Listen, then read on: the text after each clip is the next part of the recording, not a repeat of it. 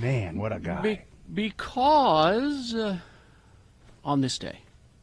In 1965, Bill's crush.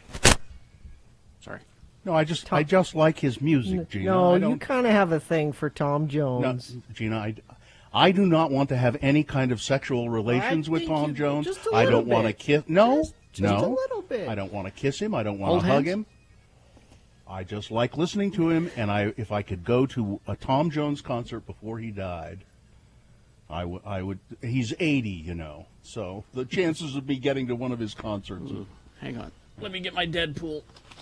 Yeah, he Write that down. song was #1 on the charts in what 65. It's not. Oh, yeah. Well, before we go on. Well, let's, yes. Yeah. And now, ladies and gentlemen, it's Farting Around with Radio from Hell on X96. So I Now started that liking. song- Go ahead. Oh, just to go on with that song. Because there's a reason on this day. Yeah, so it was #1 on the UK singles chart on this day, and it was the first of 16 #1 hits for Tom Jones Jeez. in the UK. Is there a list there of them? Name some of them. No, this is all Okay. just about that song. But I know What's that, New Pussycat was #1 also.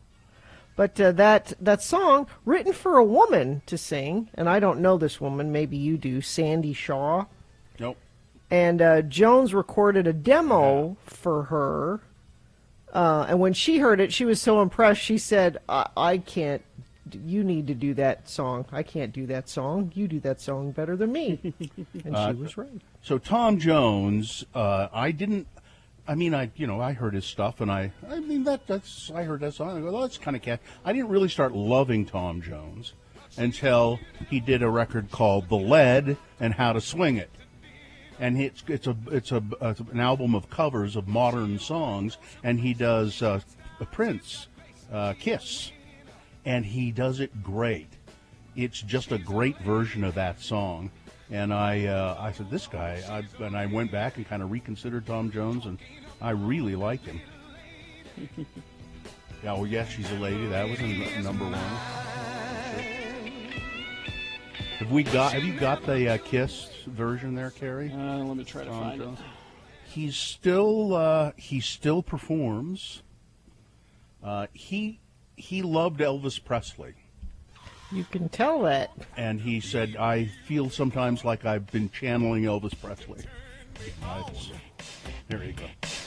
I just need your body, baby, from dusk till dawn. Yeah. You don't need experience to turn me out. The Art of Noise with Tom Jones. You just That's leave right. it up Yeah. to me. I'll show you what it's all about. Let's get to the. You don't have to be Featured on the 90s Super Club mix. It's The Art of Noise. The Art of Doise. Art of Noise. Here we go. I just want your extra time and your kiss. What is it? And he does a little riff there. Come on, baby. You gotta not Does a good Tom Jones. What a man. He's Been married fine. to the same woman for 100 years. And, he's been asked, because he was famous. He's he was been one asked of those. why. Why? He was, no, Gina. Oh. He was one of those people, those performers, and he may be the original one where they do concerts and women would throw their undergarments up on stage because he was so, and so he's been asked, well, have you ever cheated on your wife? And he says, absolutely not.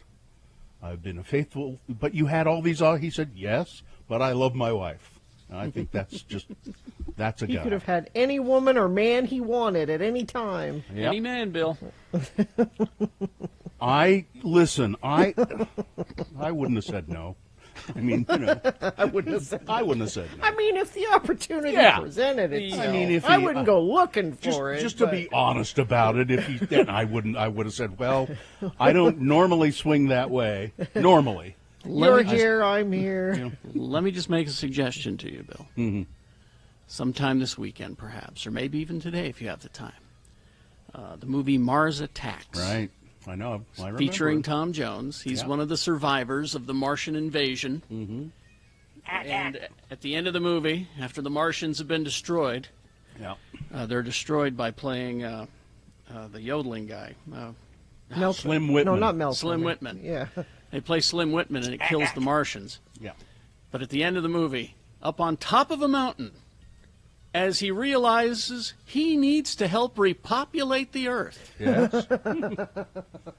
Tom Jones, the song starts. It's not unusual. You get that da da da da da da. Tom lifts his arm up like this, and an eagle, a majestic eagle, flies down onto his arm as he sings. It's not unusual Yeah. because he knows he's got to repopulate the planet because so see? many people were killed by Martians. Tim Burton knew the power of Tom Jones. That's right. I love that I movie. I hated that movie actually. I love what was it? Was Jim Brown in it? Yeah, Jim Brown's one of the survivors who helped destroy the Yeah. Martians, and Yeah. Danny DeVito, and I should watch it again because I didn't like it. I thought it was too disorganized and stupid. well, it was a stupid comedy. It was Yeah, fun. you can't ask too much of it. You just gotta. But now that I'm thinking about it in my mind, maybe I just didn't appreciate it. So. You get Jack Nicholson in dual roles. Oh yeah. Well, that's so it's Mars Attacks by Tim Burton. Yeah, Mars directed Attacks. By Tim. You should seek that out and watch it. I was The thinking- movie based on bubblegum cards. Oh yeah. That's where the inspiration for the movie came That's from. right. I read It was a that. series of bubblegum cards called Mars Attacks, and they were Mm-hmm. just paintings, and Tim Burton loved them and says, "I'm going to make a movie out of this." And Okay.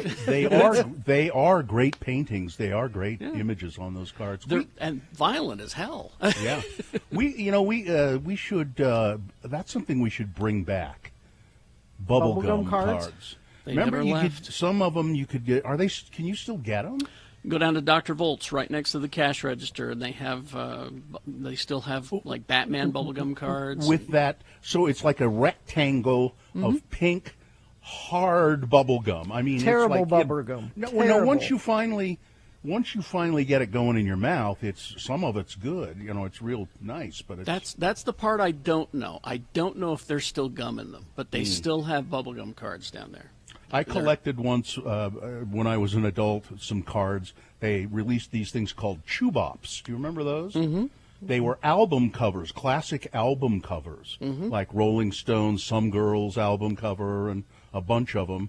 And it had a round disc of bubble gum, like a record, inside inside the sleeve. They were called Chew Bops. I collected a bunch of those. I wish I still had them. But anyway, see, this is farting around. This is So much Is this farting what- around. Is this a lot of farting around?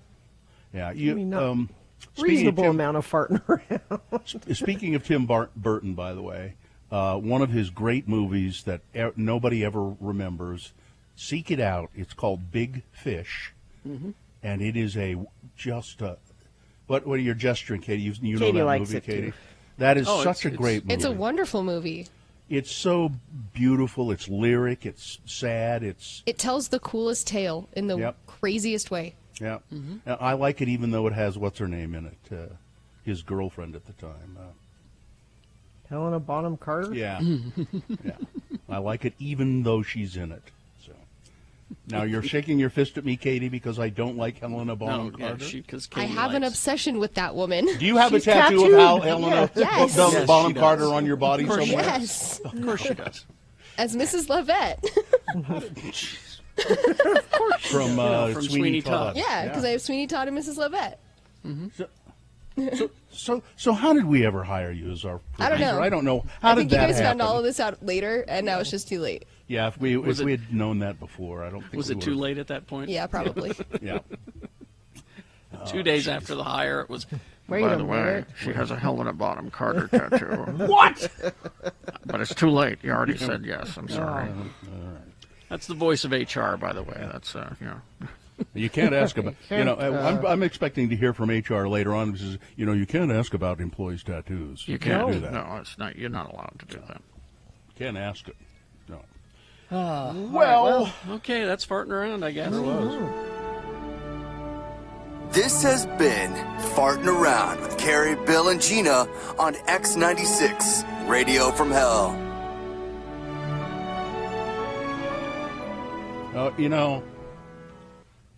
I wish I'd looked into this Wikipedia a little better, because Tom Jones. I'm sorry, I know we're done farting around. I misspoke about him being faithful to his wife. He stated that he had sex with up to 250 groupies a year at the height of his fame, and he's still married to Linda, his wife, and they never divorced. She did assault him once because of all the messing around he did, and he has at least one illegitimate child which he has refused to really meet with ever. So now I like him even better. Really? Let's get this over No, going. Gina, or that something. was a joke. That was an overstatement. All right, let's go to your check-ins, 877-602-9696. Check in. You have a guilty pleasure like I have. Tom Jones is a guilty pleasure. I shouldn't really like Tom Jones, but Sure you should. I'm guilty about it. Gina, let me be guilty. I'm not Okay, guilty all about right. many All things. right. 877-602-9696. Check in with us. You don't have to talk about that. You can talk about whatever you want. We'd love to hear from you as we begin the Radio from Hell show with your check-ins. All right, let's get this going. We got all kinds of things. Beat Gina coming up at 7 o'clock with some easy trivia. You could win a Radio from Hell face mask at 7.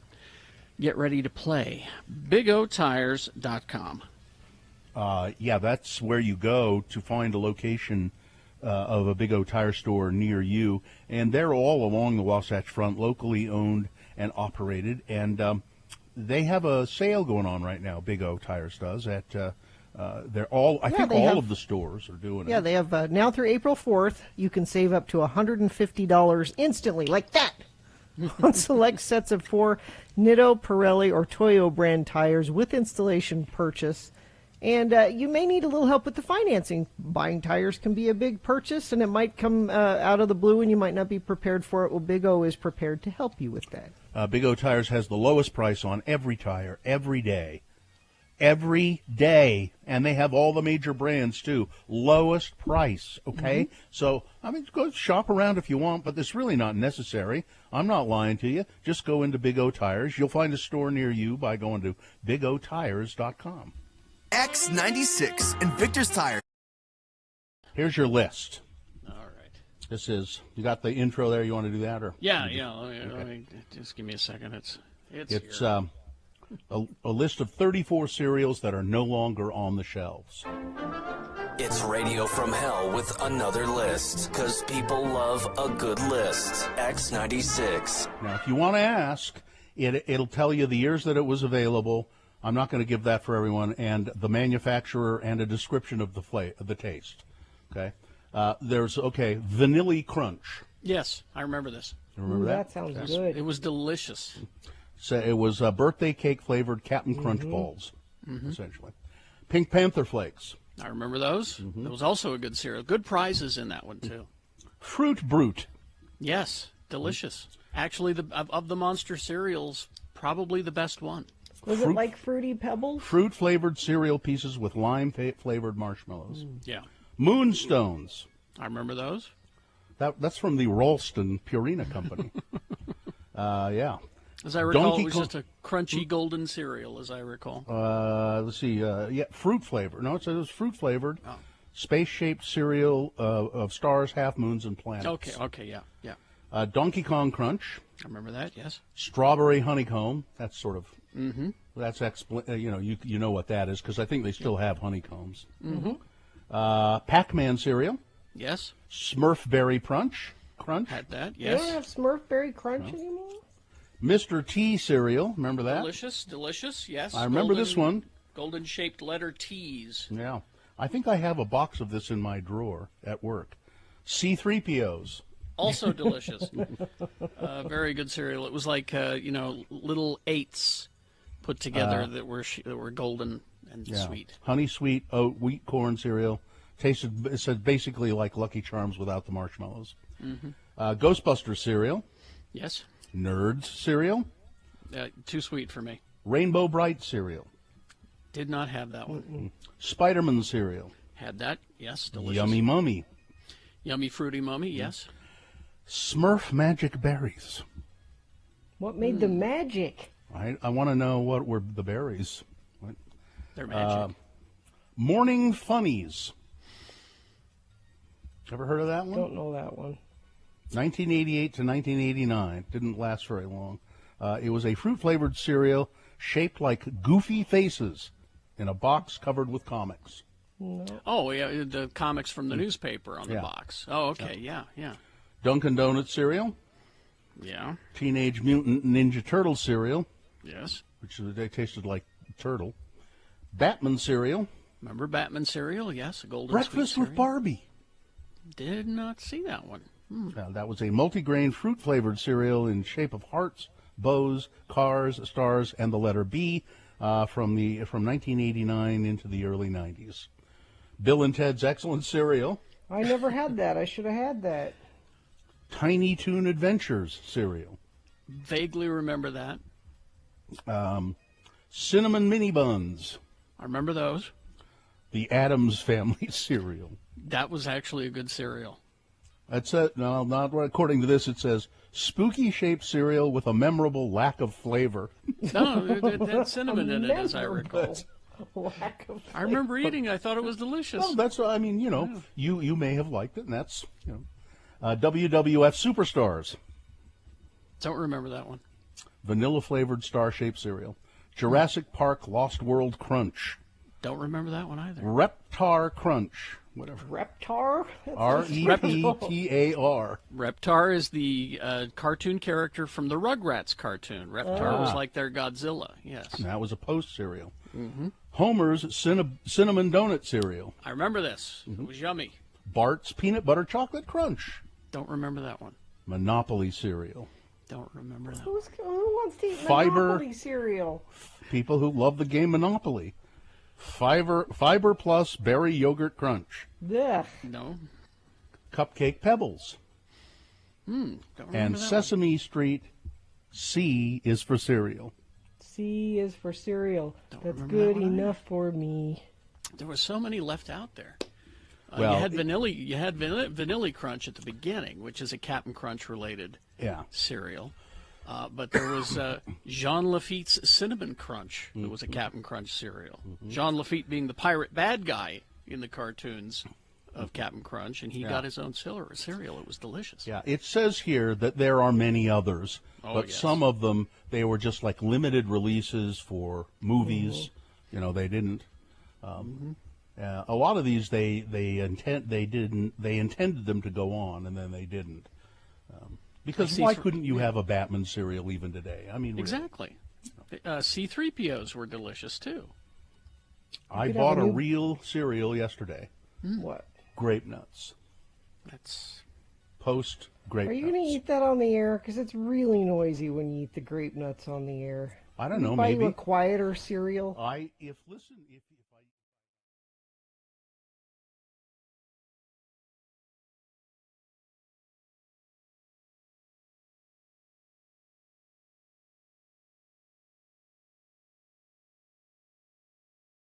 all right. 6:21. Let's get this over with. We'll officially begin the show, and then we'll take your check-ins at 877-602-9696. That'll get you in. I think we have a line available. There are a couple people holding on.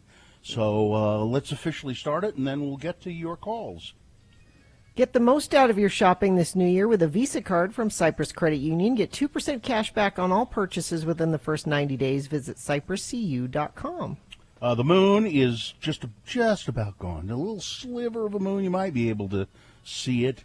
It is 3.8% of full, and I think it's still in the sky. It says it'll set.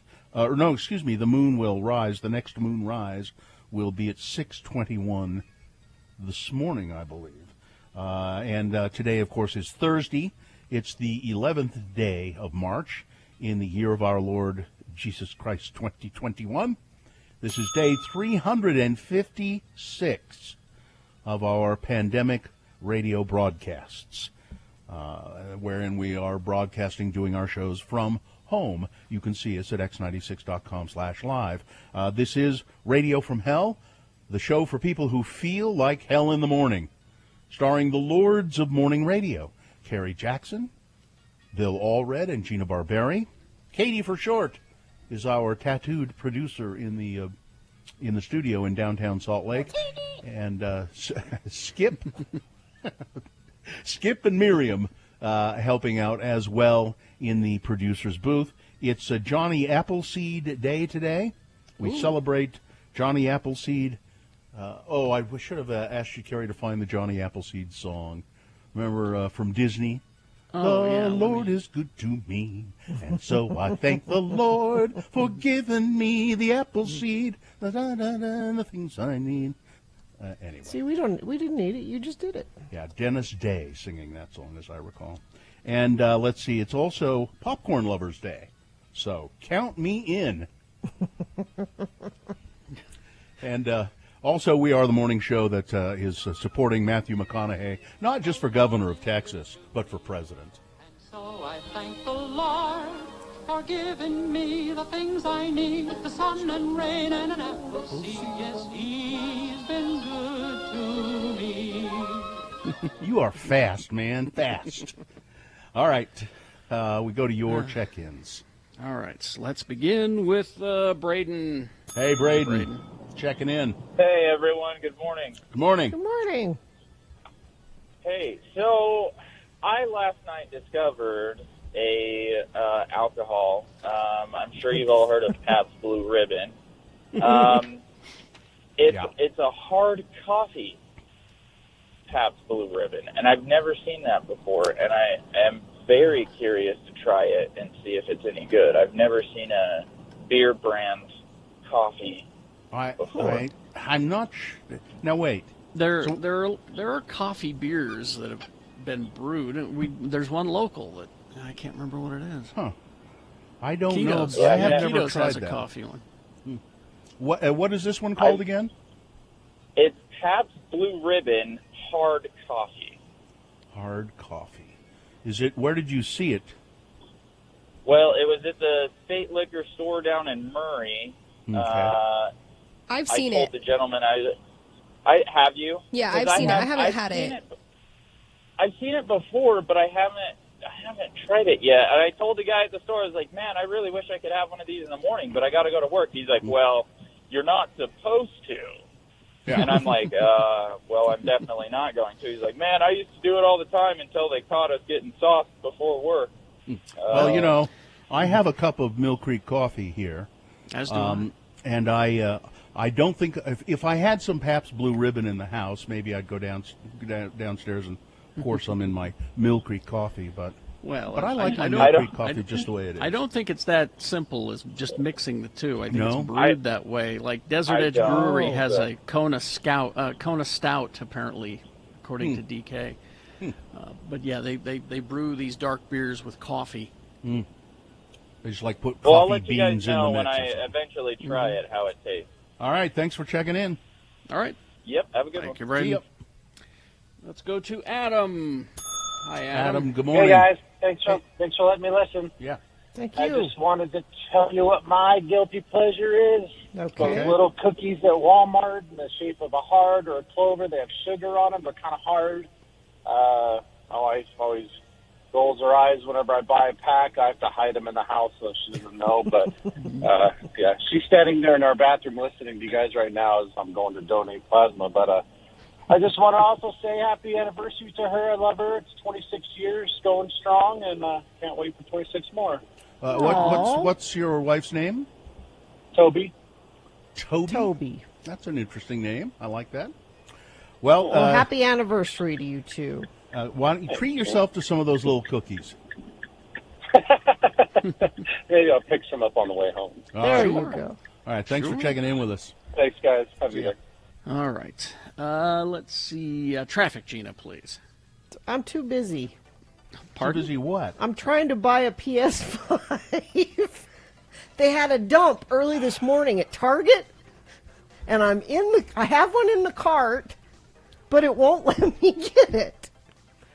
It says you can't check out because one or more of your items are currently unavailable at the selected Gina, I want to store. thank you for being a contributing member of the Radio from Hell show. This is how you have to do this. You have to stalk these, and lots of friends of the program have been sending me alerts. I know, enabling you to Trying not to be a help part of the me. show, to not be a part of the entertainment we are All trying right. to provide the good people of Utah. Crashed northbound SR 36 Erda Way in Tooele County. It is off to the right shoulder. And that's the only accident that UDOT is reporting. If you have any traffic, or maybe any tips on where I can get a PS5, you can. See, the radio is Gina's own personal shopping service. Be prepared for your day. Watch 2 News this morning on KUTV2 from 4:30 to 7 a.m. All right. Well, we will take a break. We will be back. Big boy news and geek news in the next break. Also, at 7 o'clock, don't forget, it's Beat Gina with extremely easy daylight savings trivia. Okay. I promise you. I promise you it's easy coming up. Stand by for all of that. Let's see. Scott Hale Plumbing, Heating, and Air. The spring thaw that we've been experiencing means that there are great deals from Scott Hale Plumbing, Heating, and Air. Great deals on tune-ups, on repairs and replacements. For instance, during March, Scott Hale is offering a $30 furnace tune-up.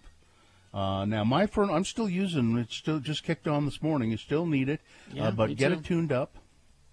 That'll make your air conditioning run better, too, when you need that this summer. You can get $500 off a new furnace and central air system, and $100 off any $300 repair from Scott Hale. Now, all you got to do is call them. And they'll come in an emergency, but call them for just these tune-up things. Call 801-264-HALE. That's 264-HALE. Or go to scotthale.com. They're licensed, bonded, great technicians. They'll do you right at Scott Hale Plumbing, Heating, and Air. The music. Radio from Hell with Carrie, Bill, and Gina. 96.3 FM, X96. Well, we've taken Pierce Bronson also in that same deal. The former 007. Yep. Did you see that movie he was in, by the way, ever, The Matador? No, I wanted to see that. You've got to see it. It's great. He's great in that. I got to get that one in Kiss Kiss Bang Bang. This And how weekend. was he? Honey, write that down. He was very nice. Okay. What am I writing down? Anyway, sorry. Oh, your sweetheart. Oh, that's right. Yeah, that's right. Yeah, he was great too. Very nice guy. Like him a lot. Okay, so. how about a horror I was going to story? say, we're getting some nice guys. Well, Who's the we've worst? taken Paris Hilton. I knew you were going to say Did Paris you really? Hilton. Yeah. I knew you were going to say this that. last Sundance, we had Paris for 4 days. That's hot. And how was that? Paris is a very unique girl. He's so nice. He is so nice, isn't he? How is she unique? Well, she's got a style of her own, that's for sure. As I pull out the nice everything. guy, nice guy to carry translation. It depends. Are we dictionary. talking drunk or sober? You know, Did you ever see her sober? No, actually. Maybe once in the morning. I can't be certain, though. So she was a treat to carry around, was yeah, she, my neighbor's jealous. He loves her, but you gotta meet her. You gotta meet her, I guess. she? Get the full effect. Yeah. So You cleaned the limo after that, I hope. You don't want. we've got a full detailer. Excellent. Yes. And any other quick little horror story about anybody? No, not really. I mean, most of the celebs are pretty good. Really nice. They're some of them can be a little high maintenance, but for the most part, they're really generous. They're nice.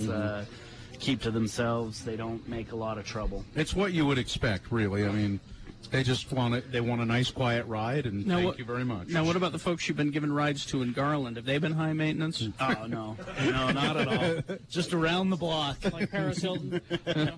Mac, he wasn't any trouble? Now the crowd keeps turning over here. Anybody here want to go on a limo ride? You want to go? Anybody? That has not gone yet? Yeah, Guys? we have a All couple. Was one now? If it's only one guy, you got to collect some people and go with you. Two? All right. Just go around the. These guys haven't gone. Just go around the block. It's a treat. 96.3 FM. X96. How do you feel about hot water bottles? No, I don't have a lot of experience with those. Although it seems to my grandmother always had one hanging on the back of the bathroom door with a hose on it. That wasn't a hot water. Oh, it wasn't? It wasn't? Well, what was it? Oh. It was Really? red rubber Yeah, that wasn't a hot with water. a hose Really? on it. No. Wait a minute. She just left that out? What was that for? You really don't know? I just want you to tell me. I might know, but It's something that's not recommended anymore that women do. Oh. Don't- Well, I think that's what that no, was. I think that it was not all- a hot water bottle. I think it was also used for enemas. They used them for enemas, I think, as well. You sure? But it was the same thing, right? It was the hot water. You could take the hose off. I don't think you should I think it use was the it for same- all of those things. Well, I think it was the same deal. You could take the hose off, and there was a stopper. I think. This really disturbs me because I thought it was just a hot water No. bottle. It was like at my aunt's house. Nope. And I saw that. She just left that Yeah. out? Yeah, they always used to be hanging on the back, right? I mean, she knew that we were coming to visit. So they can dry them out. Yeah. You got to hang them What are you up. just leaving that out for? They were always on a hook on the back of the People bathroom are coming door. to visit you. It was the custom Of of the the time. Back in the day, that's what they did. Don't do. But I think they also used them as hot water I hope bottles. not. I'm going to look it up. I'll look it If up. your grandma ever handed you a hot water bottle, I hope it was something Hey, different. even if it was an enema bag, all right? Why did she leave that out? She knew that we were coming to visit. You put stuff away when you Well, know where are you people gonna- are coming to visit. Put that in the enema bag drawer. I mean, And they used I know we're family, but and they used come it on. for flushing other things out as Yes. well. They used it for douching. Why would my aunt just leave that out? Harry, don't douche. She's a horrible person. No, everybody did. I remember my grandma having it hanging on. Grandma Fern had it on the back of her. Douche. I mean, I didn't like her anyway, but now I really don't like her. But see, it didn't do you any damage because you didn't know. It's doing it now. The memory. It's making me think about. Are you scarred now? No, her thought process. Family's coming to visit. I'm just going to leave this out. I don't care. Well, maybe somebody in the family needs an enema.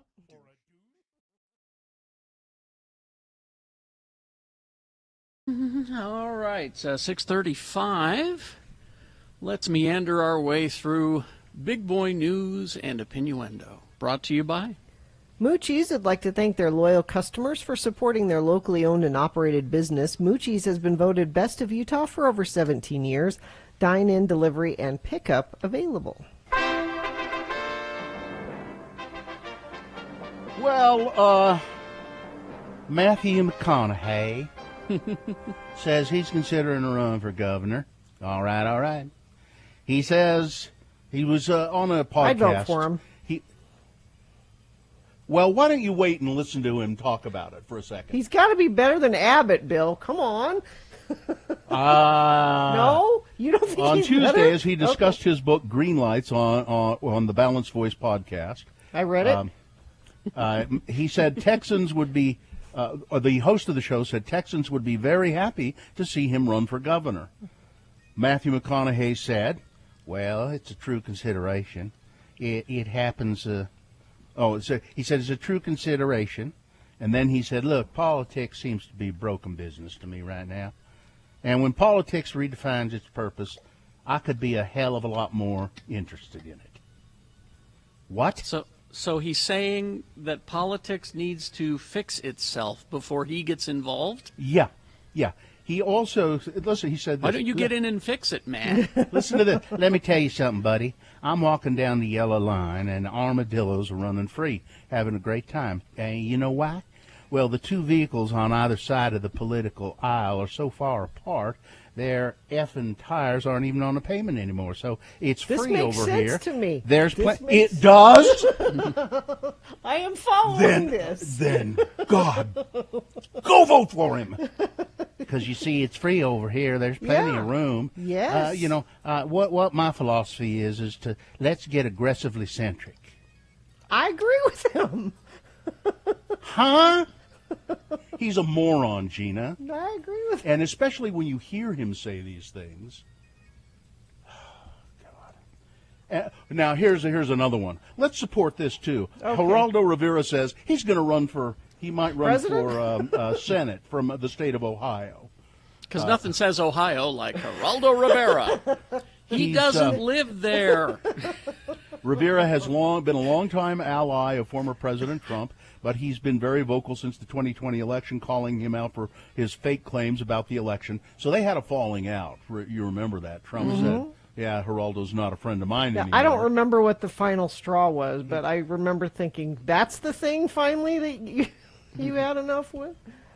Rivera had briefly contemplated running for Senate in New Jersey as a Republican. Now he's saying he might run but it doesn't matter that you don't live there. Burgess Owens is a congressman from Utah. Has he lived here? Not really. I don't think he really has. Tragedy. Tragedy. He was indeed one of a kind. He was an original. He will be missed. Tony Caputo, the founder of one of Salt Lake City's most popular delis, died Wednesday at the age of 72. In a post to social media, Matt Caputo, Tony's son, said that his father had passed away just after midnight. Now, yesterday, Matt Caputo was going to be on our show at 7 o'clock, talking about the mask mandate and how wearing, if the governor drops the mask mandate, it's going to be very hard on the people who work for him and other frontline workers, restaurant workers, grocery store workers. It's going to make it very difficult. And he was quite passionate about it. So I called him and invited him to come and be on the show and talk about it. And he said, great, I'd love to. And so when I got up in the morning, there was an email from, I believe it's his wife, Matt's wife, who said, and she sent it at like 1 o'clock in the morning, Matt won't be on the show because Tony passed away unexpectedly, and we're all broken. People adored him. His family adored him. Well, the whole city of Salt Lake adored him. Caputo opened Caputo's Market and Deli in downtown Salt Lake in 1997. Now, for years he'd been a sandwich maker at Granado's, and Sam Granado laid him off. Said I got to reduce force or so, and I don't think there was really any bad blood between them. But Sam Granado says, I got to lay you off. And so Tony thought about it and thought, well, you know what I'm going to do? I'll start my own because I love the business. I love doing this. And so he started Caputo's. Over the next 20 years from the time he started it, Caputo's became one of the most iconic eateries and markets certainly in the city and in the state. It's just, and Granado's went by the wayside. They closed after. I don't know if they closed. I think it was before Sam died. But I did an interview with Tony Caputo for the podcast that I used to do, the Let's Go Eat show, and I found the link for that. Oh, good. And I tweeted the link to the show, and as I recall, it's really good, a pretty good talk with Tony Caputo about the history of Caputo's, and he had brought some sandwiches.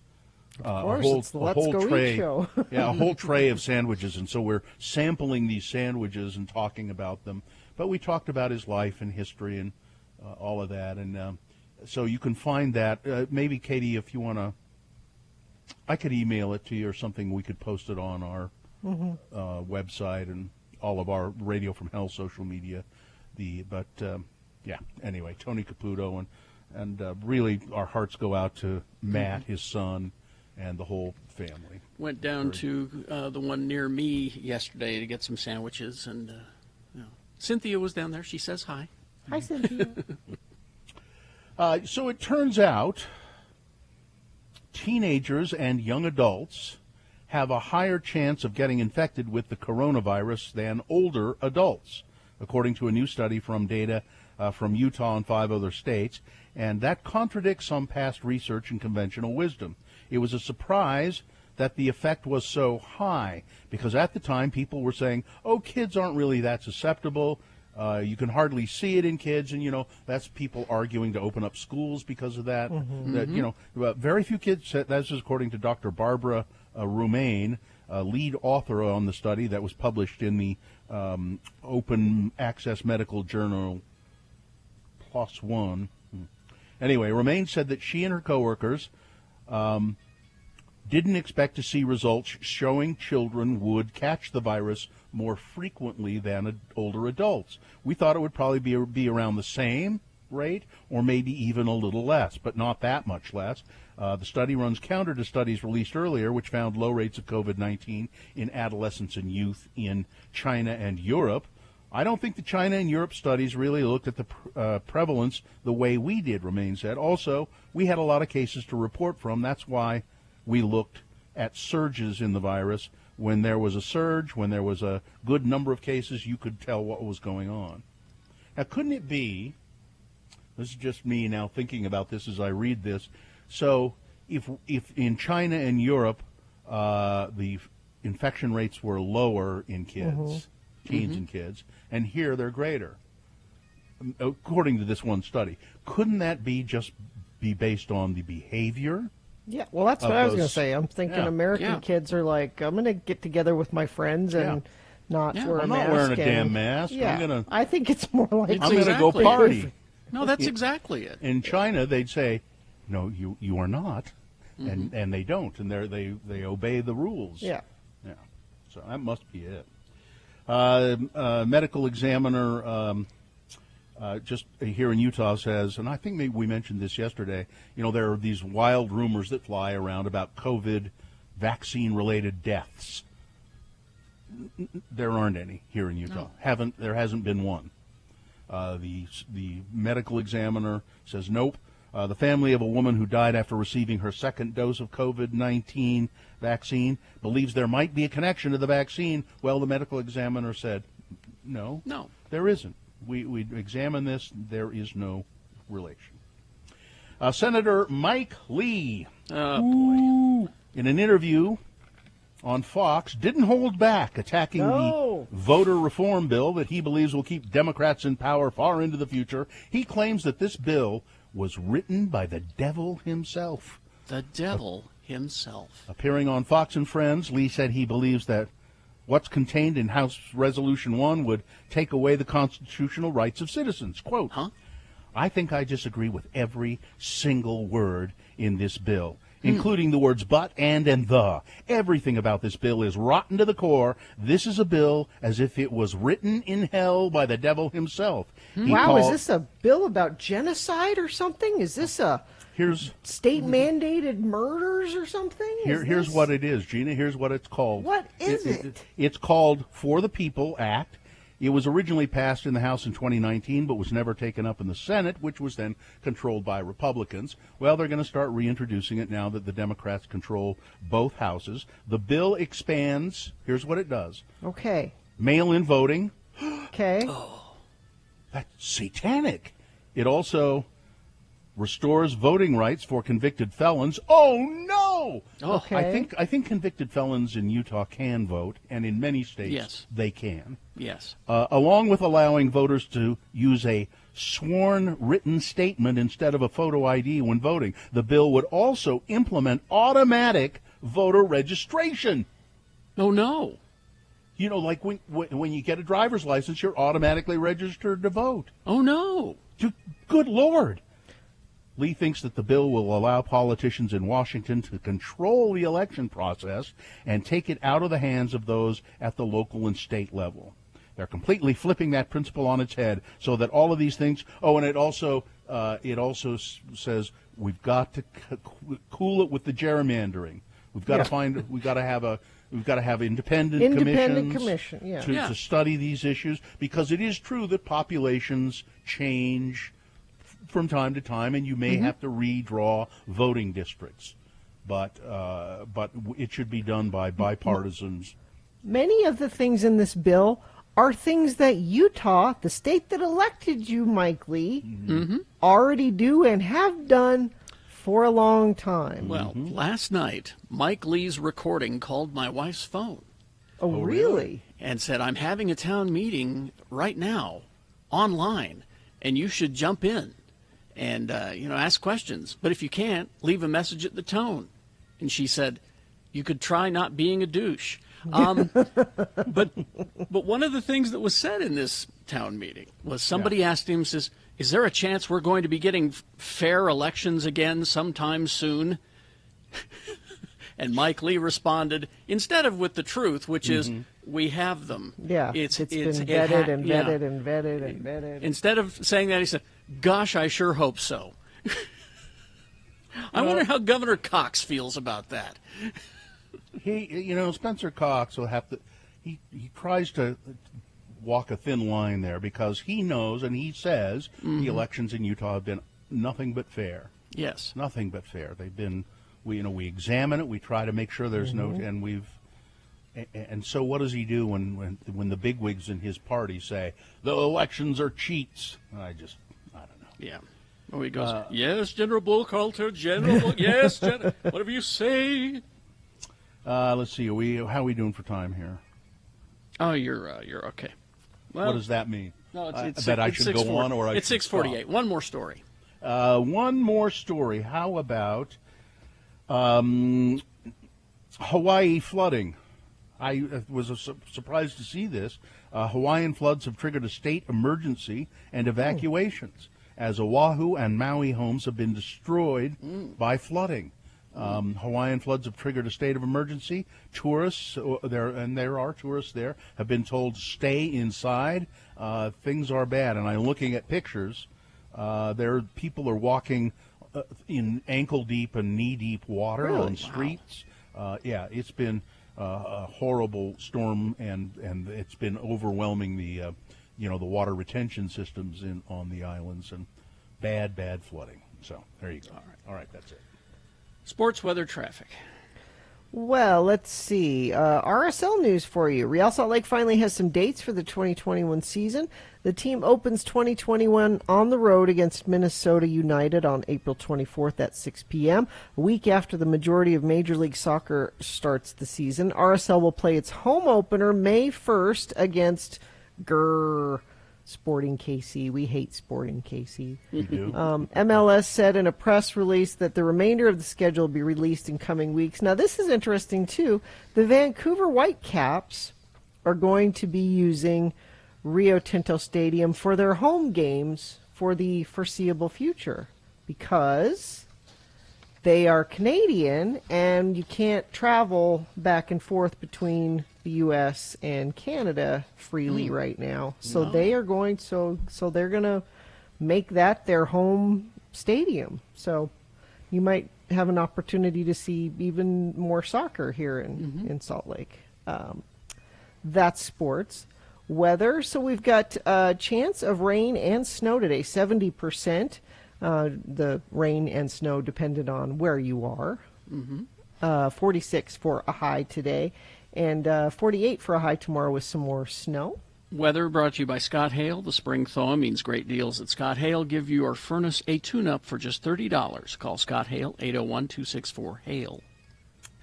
And traffic, I'm looking at the UDOT website, and they are giving me nothing, which means we have no active incidents right now, at least as far as they're concerned. Do you see an active incident? Animals running loose? Mattresses in the road? Anything like that? You can text it to us if you see it, 33986. All right. You can call and line up now to beat Gina, 877-602-9696. We'll be playing that shortly after 7 o'clock. Get in line on the phone to beat Gina. It's very easy daylight savings trivia. All right, you could win a Radio from Hell face mask. You're going to be needing a face mask. You're going to want a face mask for the foreseeable future. All right. And this one is it's a comfortable one. It's very nice. Easy to wear. All right, Geek News brought to you by Kerry Jackson's hat of the day. Okay. All right. Let's see. Now, Friday usually was WandaVision Day, but now that's over because of the series finale happened last week. But coming up on Disney Plus tomorrow will be a Making of WandaVision special, so you can watch that. And then next week is the, of course, Falcon and the Winter Soldier series premiere. But it's been a little over a year after its launch, and Disney Plus says that it has already reached an astonishing 100 million subscribers. Jeez. It's just they had a shareholders meeting on Tuesday, and where Disney they just high-fived each other? Is that pretty much? Bob Chapek is his name. Chapek. He's going to be taking over for Bob Iger. That was the other thing that was announced. Iger's going to retire. He says enough. But he says our direct-to-consumer business is the company's top priority, and our robust pipeline of content will continue to fuel its growth. We are going to invest billions in the development of content not only for Disney Plus, but Hulu and ESPN. And they said they're going to have a goal of more than 100 new titles on the platform each year from Disney Plus properties, including Marvel, Star Wars, National Geographic, all that Hulu and ESPN stuff. So I wonder how that boycott Disney Plus thing is going, Eugenia Carano fans. Speaking of Disney, DuckTales, which of course sadly got canceled recently. Was that sad? I guess if you're a fan of the DuckTales reboot. Yeah. It will live on in podcast form. Huh? Listen. A podcast cartoon. It's This Duckburg Life. Here on This Duckburg Life, I'm always going out into Duckburg looking for great stories. But sometimes the best stories land right on your personal pilot's answering machine. Hi, Launchpad. It's me, Launchpad. Couple things. Pick up butter, eggs, jet fuel, but for airplanes, milk, and toilet paper. Definitely get toilet paper. This is the kind of message Launchpad leaves for himself. Hi, Launchpad. It's Launchpad. Are you there? I really need to talk to you.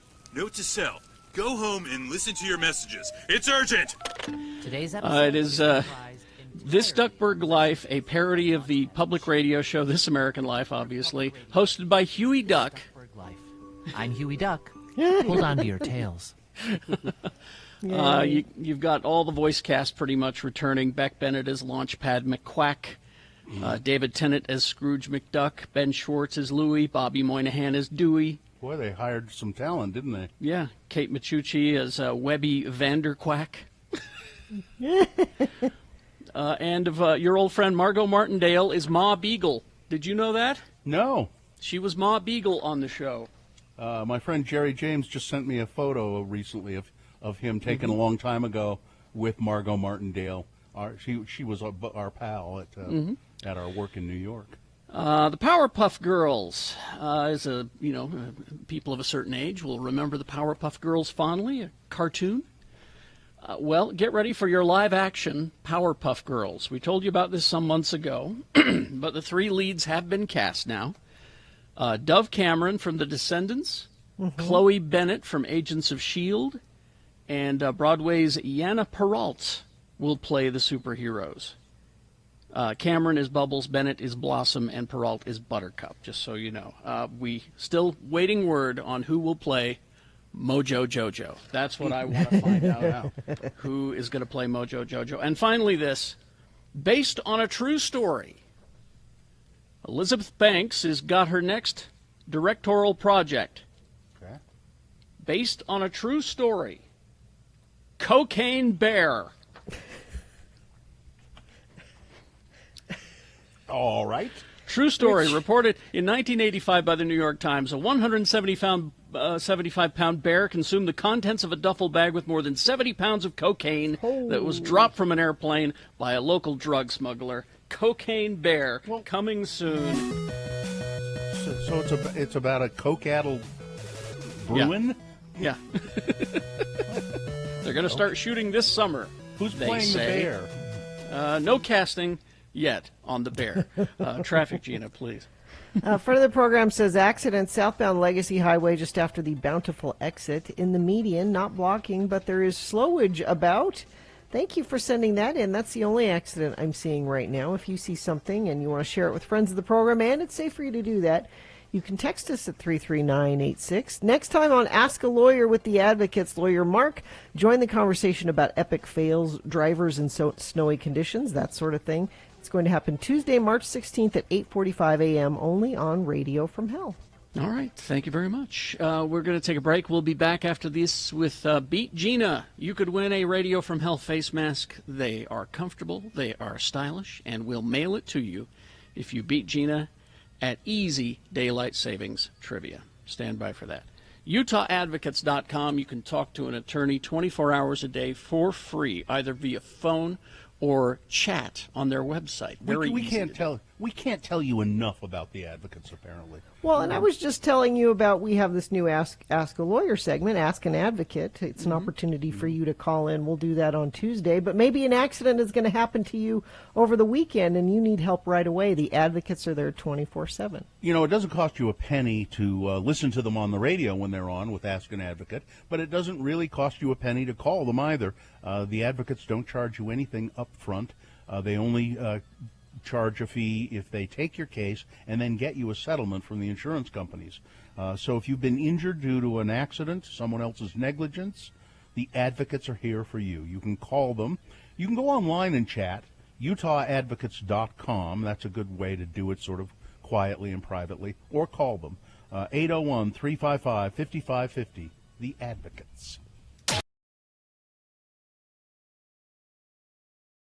Tonight on the Channel 2 News at 10, it's Rod Decker, Undercover. Tonight, Rod investigates Hooters restaurant. Here in Midvale, the state's first Hooters restaurant is about to open. The management of this establishment has placed ads in local papers looking for employees. Hooters is known for hiring only buxom women. Tonight, I've put on this pair of ample falsies, my favorite blonde wig, and these tight-fitting Gloria Vanderbilt black denim jeans. Let's see what happens when I take our hidden cameras inside and apply for a job. Next. Let me see. It says here your name is Rhonda Decker, and you've had the previous experience waiting tables. That's correct. I know at least 6 different ways to sing happy birthday to a customer. Well, Rhonda, thanks for coming by. We'll call you if we have anything for you. That's it? That's my interview? Well, you just aren't Hooters material, Rhonda. So what you're telling me is that you've made a decision based entirely upon my appearance. What is it about me that you don't think makes the grade? Are my breasts too small? No, they look like C cups to me. You meet our minimum requirement there. But there's more to being a Hooters server than having big breasts. Look at these tight shorts. I can't believe that you could greet people in this outfit and feel confident. I happen to have a nice ass. Yes, I could do that outfit justice. You have failed to see me as a person and are judging me on my looks instead of my skill. Hey, wait a minute. You're that Channel 2 News guy. You must be mistaken. I'm a young, unemployed waitress with an ample bosom. You're Rod Decker. The news must not pay very well if you're trying this hard to be a Hooters girl. There you have it.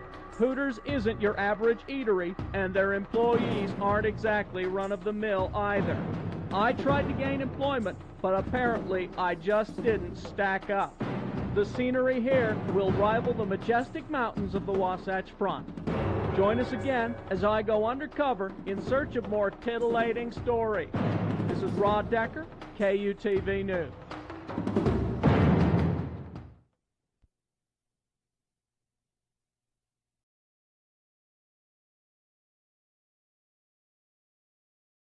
Organ. Spell it with me now. O-R-G-A-N. And now we'll use it in some dialogue. Here they are then, our 2 Utah men, Elder LeGrand R. Dunn Jr.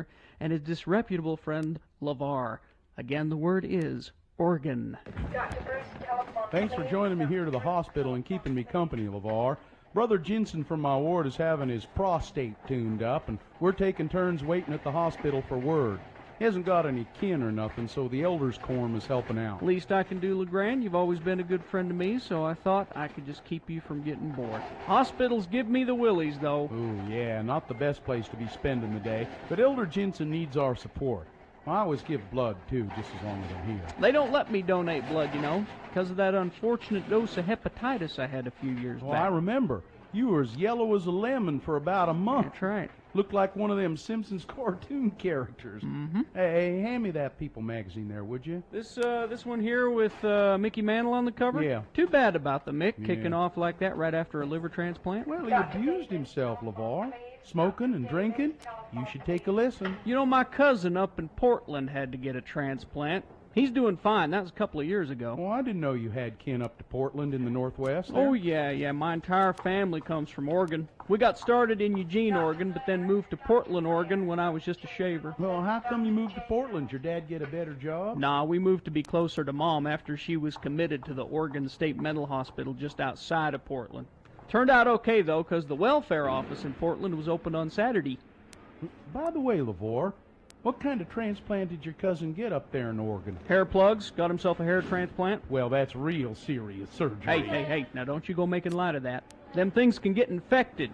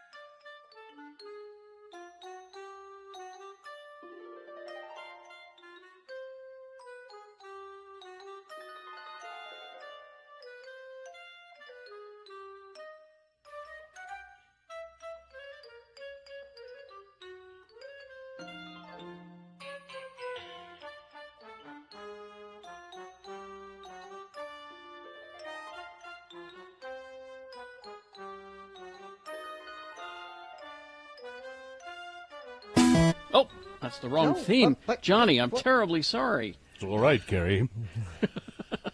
I'm going to have to rework your intro, however. Oh, I deserve that. I deserve that. Here we go. And now it's time for Beat Gina. And please do call or email Gina right now if you know where she can find the hard-to-find PlayStation device. It's very important that she find one for her son's graduation present, because if he doesn't get one, he'll most likely wash out of the U.S. Navy and be a broken recluse. And now, here he is, a man who is considered the master of game show hosting. He is nattily attired today in clothing provided by Harry the Haberdasher of Honolulu, Hong Kong, and Hackensack. Mm-hmm. The one, the only, Kerry Jackson. Thank you, Johnny. Thank you so much. Johnny, are you happy to be back to our regularly scheduled Beat Gina? What? With our regular rules? Yes, I am happy for that. Yes, All very right. much so. The game show integrity is returned. I'm not one who accommodates change very well. Oh, you handled it well. Yes, you were great. All right, we have full lines off the air, so we tossed a coin off the air, and it is determined that Sarah will be our contestant for today. Hello, Sarah. Hello, Sarah. Hello. Now, Sarah, if you beat Gina at Daylight Savings Trivia, you will win a Radio from Hell face mask. But if she beats you, what are you prepared to do? I'm going to donate to the Humane Society. Lovely idea. Great. Thank you for that. Thank you. All right. To determine who goes first, and it does give you an advantage in the game, Sarah, I'm going to ask you to call the coin toss heads or tails. Let's go with heads. All right.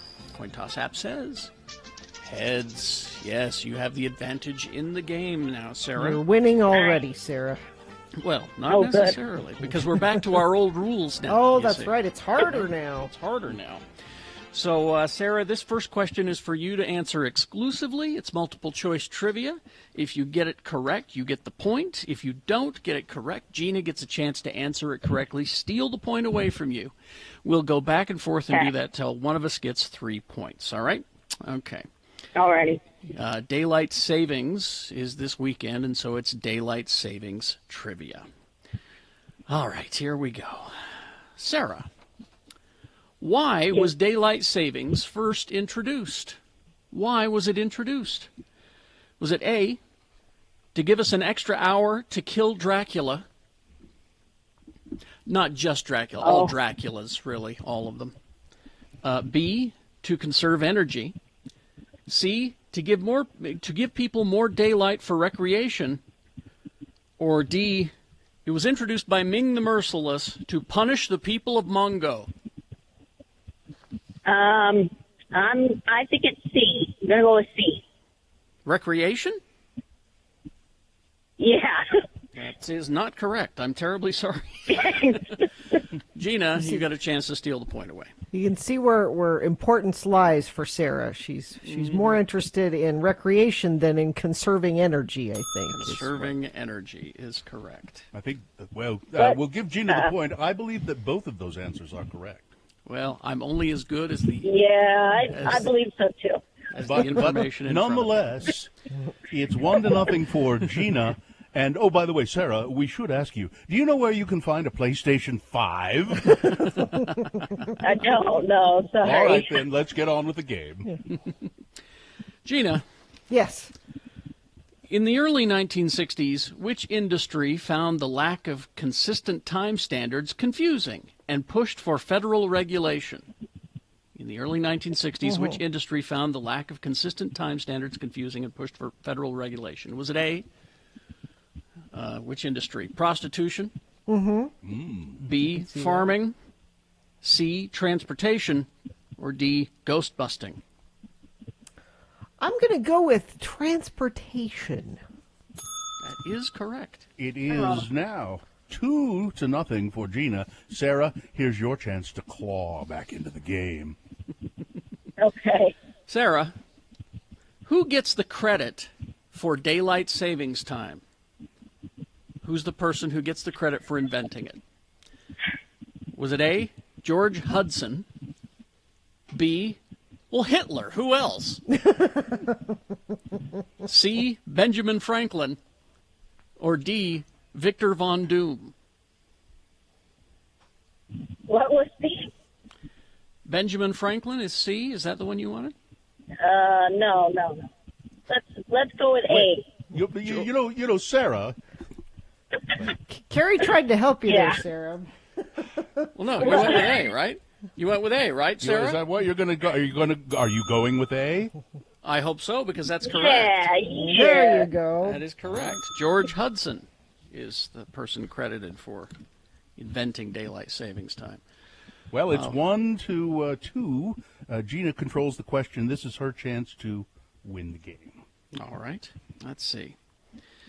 Gina, why does daylight savings start at 2 a.m.? Okay. That's when you're supposed to do it. Why at 2 a.m.? Is it A, most bars are closed? B, early morning people are still sleeping? C, both A and B? Or D, the Holy Ghost goes to sleep after midnight? I'm going to go with C. Both A and B? Yes. That is correct. And Gina wins this gripping edition of Beat Gina. It's a victory for me and a victory for puppies and kitties, because Sarah said she was going to make a donation to the Humane Society. And because she picked a lovely charity like that, I think Sarah's a good person and still, even though she lost, deserves a Radio from Hell face mask. I think. Okay. Well, Sarah, Thank you. hang on the line, Sarah, and we'll get your mailing info, and we'll find a way to get that mask to you straight away. All right? I've got to go. I was right in the middle of a game on my PlayStation 5, and I have to go finish that up. So okay. Good. I'll see you soon. Thank you, Johnny. All right. Let's see traffic, please, Gina. We need that more often. Let's see. The crash on Legacy Parkway still in the cleanup stages. The left lane and shoulder blocked heading south into Woods Cross. Crash on the emergency ramp from 2100 North in Lehigh to go northbound I-15. There's several vehicles on the right shoulder there. And I believe that is it. I mean, this one was 44 minutes ago. Could still be causing an issue. Crash northbound SR36 Erda Way. And what do you see? Like this friend of the program says, there's a mangled ladder on I-15 northbound after Pleasant Grove exit right lane. Thank you, yo. Accident 40 First South 76 West in Magna down to one lane. Appreciate you guys sending those in via text at 33986. All right. Boners round one coming up in just a second here. Well, probably 5 or so minutes, but here are the candidates you'll be considering. Number 1, the teacher made me do it. Number 2, I was one of those jackasses. And number 3, another great story from Lauren. Boners round one, big boy news, all coming up after these. Stand by. Strong Volkswagen. StrongVW.com. That's the website you need to go to and buy your new Volkswagen. And you know you want a Volkswagen. They're great cars. They've been around. I remember, driving my Volkswagen Beetle across the country. I loved that car. I drove a Jetta for a while. They're great cars as well. So what you need to do is go to strongvw.com. That's where you can shop for a new or used Volkswagen. You can go into the dealership if you like. They're in downtown Salt Lake at 1070 South Main.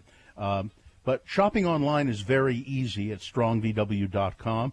Remember, when you buy from Strong, if you find the same car for a better price anywhere else, you bring in that pricing and prove it, and they will, Strong VW will cut you a check for the difference. They are terrific at Strong VW.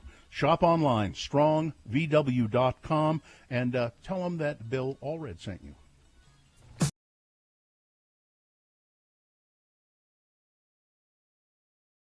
Here's what Kerry Jackson is doing when he's not on the air.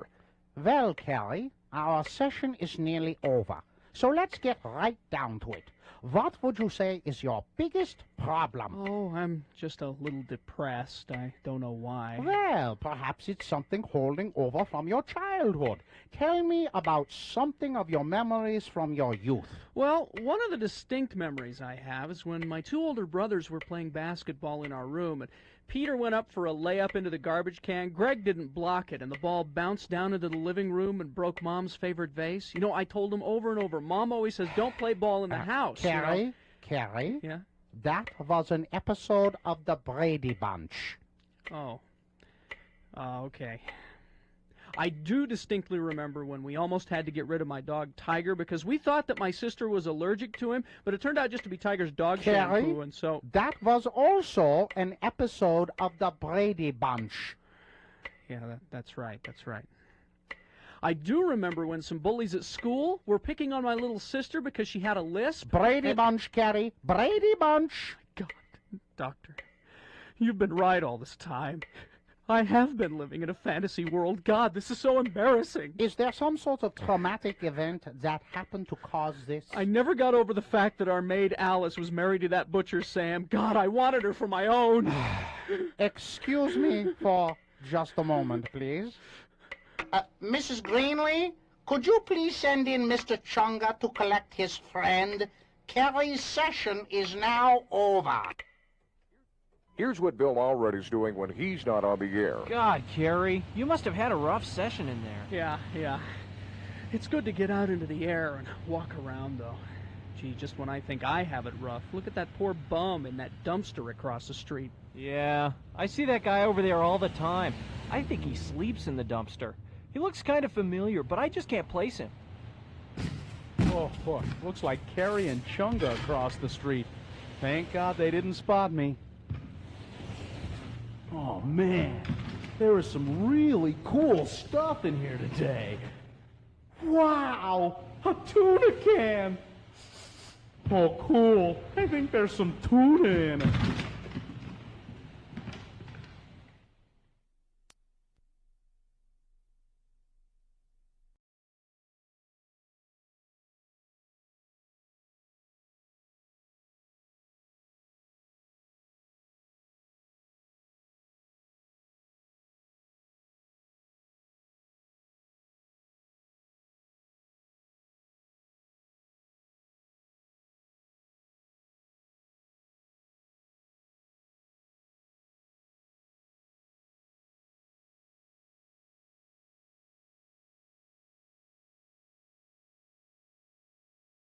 Just a quick note here, is a statistic for you. Only 1 out of 9 people say that they would donate, when they died, would donate their uterus for transplant.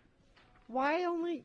One now, out are of 9. these people? Only 1 out of 9 said that they would allow a family member to donate a uterus.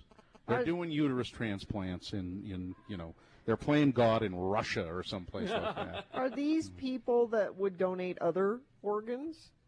Yeah. So you can have my eyes, you can have my kidneys. Can't have my uterus. Why? Uterus donation, they think is.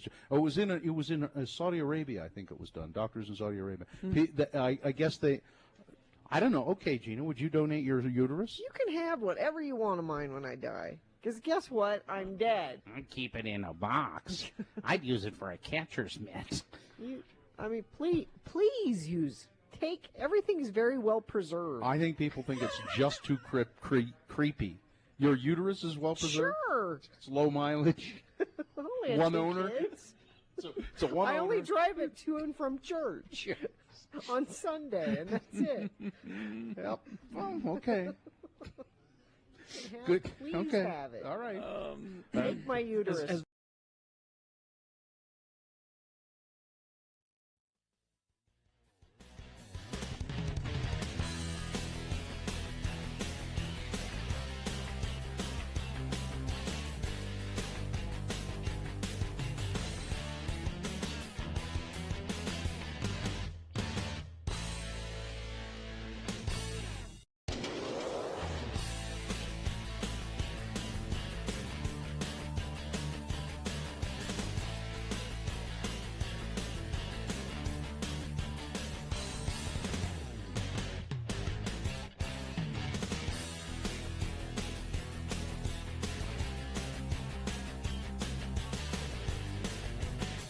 Okay, it is 7:20 right now, and yeah.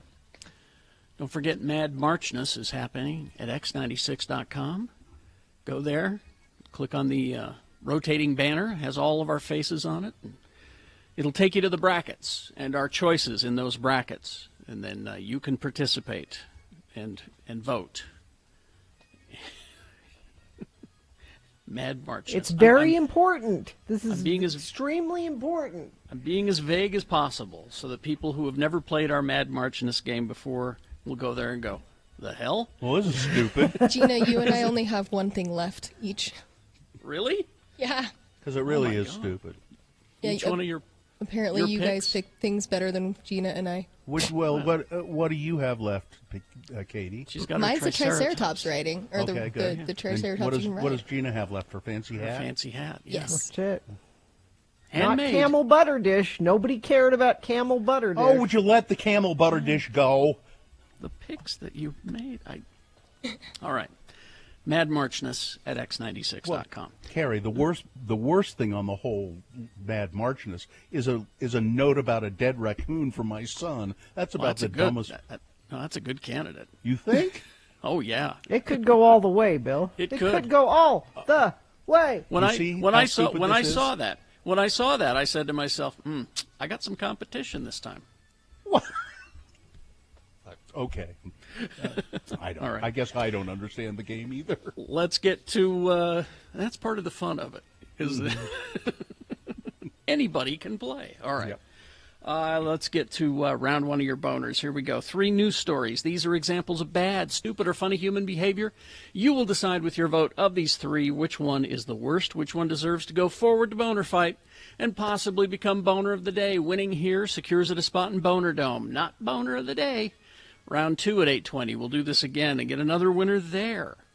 We'll take both of the winners and put them against each other. You'll decide Boner of the Day at 9:20 this morning with Boner Fight. Right now, pick one of these 3 to send forward from this round 1. Here we go. 2 candidates now. A third after the news. Once you've heard all 3, you'll vote. And one of you lucky random Boner voters will receive. I can't buy it, gotta win it. Yes, you can pick it up. Radio from Hell t-shirt. Now, if you've won a t-shirt or a tote bag from us over the past, how many days, Bill? 356. You can pick up your prizes now. We're only open from 9 a.m. to 12 p.m. at 50 West Broadway. So wear a mask and come down, go to the second floor, and you can get your prize. Boner candidate number 1. The teacher made me do it. It's very disturbing to continually be reminded of how inhumanely black children are likely to be treated in this country. On the heels of news that a 13-year-old middle school student in Plano, Texas, underwent racist bullying, including being forced to drink urine by his classmates, comes a story from Arkansas, a family that says that their kindergarten student was made by the teacher to clean out a clogged toilet with his hands. Oh, my God. Ashley Murray of Little Rock, Arkansas, shared the disturbing allegations on Tuesday on KARK News, saying that her 5-year-old son was made to put his bare hands in a dirty toilet by his teacher at the elementary school after it was clogged up. It's degrading for a child, so I don't feel like any child should have to go through this, said Murray. According to a post made by the child's grandmother on Facebook, the teacher allegedly made the boy put his hands in the toilet and clean out his feces and tissue because he was the one who had clogged up the toilet. Anybody who would do that to a child, not to mention any teacher who would do that to a child in their classroom, is a person with a deep streak of cruelty and sadism, in my opinion. Both those traits are historically related to racism, and the child's grandmother raised the issue of his race in her response. She said, I think it had something to do with the fact that he is a child of color. Boner candidate number 1. The teacher made me do it. When I was a little kid, when I was in 3rd grade, I started a new school in Idaho, and I felt sick on the first day of school, and I wasn't quite sure where the bathroom was. So by the time I got there, I was really ready to be sick, and I was in the sink. I didn't make it to the toilet, and I went to the office, and I said, can I call my mom? I just got sick in the bathroom, and the lady at the office said, well, where did you get sick? And I said, in the sink, and she said, go clean it up, then you can call your mom. It was a similar thing to that. And those of you who've never watched us on Radio from Hell at x96.com and watch us live, Gina is a person of color, too, so... Well, I don't, not that part, but I can sympathize with the go clean up your own mess part. Yeah, and I remember. And my mom pulled me out of that school. I went there one day, and she said she's not coming back here, and I went to a different school. Mm-hmm. I remember. Oh, okay, here's another story like that. I know when I was a kid at elementary school, probably 2nd grade, 3rd grade, we had a really tall slide on the playground, and I was climbed up, and I apparently fell off. I don't remember any of this. But what I remember is waking up with a headache, sitting on the steps of the outside on the playground, and the kid said, "You fell off the slide and you were out cold." And there was a teacher there, and the school nurse came and looked at me and said, "Boy, that's pretty. You probably have a concussion. You better go home." And I said, "Okay, I'll go home." And I had to walk home. because Did you remember where you lived? Barely. I remember walking home in a daze, and my mother said, "What are you doing here?" And I said, "I'm not sure." And when it all came out, my mother was furious with the school for sending me home rather than calling her, and having her come down to the school. Anyway, here's boner candidate number 2. I wish we hadn't. Well, anyway. Boner candidate number 2, I was one of those jackasses, a man who thought that the coronavirus would disappear after the election, was hospitalized for more than 2 weeks with coronavirus, and said he now probably will need oxygen for the rest of his life. Paul Russell from Boise, Idaho, told the Idaho Statesman, "Before I came down with the virus, I was one of those jackasses who thought the virus would disappear the day after the election. I was one of those conspiracy guys." But it was when he was in the hospital with coronavirus a week after the election, Mr. Dutton realized the error of his thinking. "Yep, I was one of those jackasses," he said. "I'm a long-haul trucker. I was returning to Boise, and I started to feel unwell, and I went, oh, boy, I've got coronavirus." And he said, "I don't know why I believed that in the first place. But I was one shouldn't of take those actually getting it to No. finally believe it's a thing." Boner candidate number 2. Coming up in a moment, boner candidate number 3. Another great story from Lauren. Hang on, this is good. All right. Boner candidate number 3 for round 1 coming up after this. Big Boy News and Opinioendo brought to you by Tim Daly Auto Group, home of the forever warranty on all new and select used vehicles at Tim Daly Infiniti, Tim Daly Ford, and all 3 Tim Daly Nissan locations. I think we better send Gina home. All right. He has passed. He was 94 years old. Lou Ottens has died. I know it'll be a shock to you that Lou Ottens has passed. Anybody? I don't. He's credited with inventing the cassette tape. Oh, yes. I read this morning. He also invented the CD, apparently. Yep. Really? Lou Otten, the same guy invented both of those. Not only with inventing the cassette tape, but also helping develop the compact disc. You know, those two things that were going to kill the music industry. Yeah. Remember? Right? He died at his home in the Netherlands. We are very sad to inform you that Lou passed away peacefully on Saturday, March 6th, said his daughter. Wow. Stacey Dash. She's apologizing for all of her lunacy in the past. Just all of it? Not anything in Actress specifically? and former Fox News pundit Stacey Dash is falling on her sword by denouncing Donald Trump and distancing herself from conservatives. During an interview with Daily Mail TV, Dash claimed that the right-wing focused outlet, Fox News, cast her as an angry black woman. "There are things that I'm sorry for, things that I did say that I should not have said the way I said them," she said. Dash claimed that she was angry about certain things, and that led to her mistakes. "I realized in 2016 that anger is unsupportable, and it will destroy you. I made a lot of mistakes. I'm really sorry." In 2015, Fox News suspended Dash for using profanity in reference to Barack Obama while on the air. So she's trying to claw her way back into some sort of money-making, I think. I was just acting. Yeah.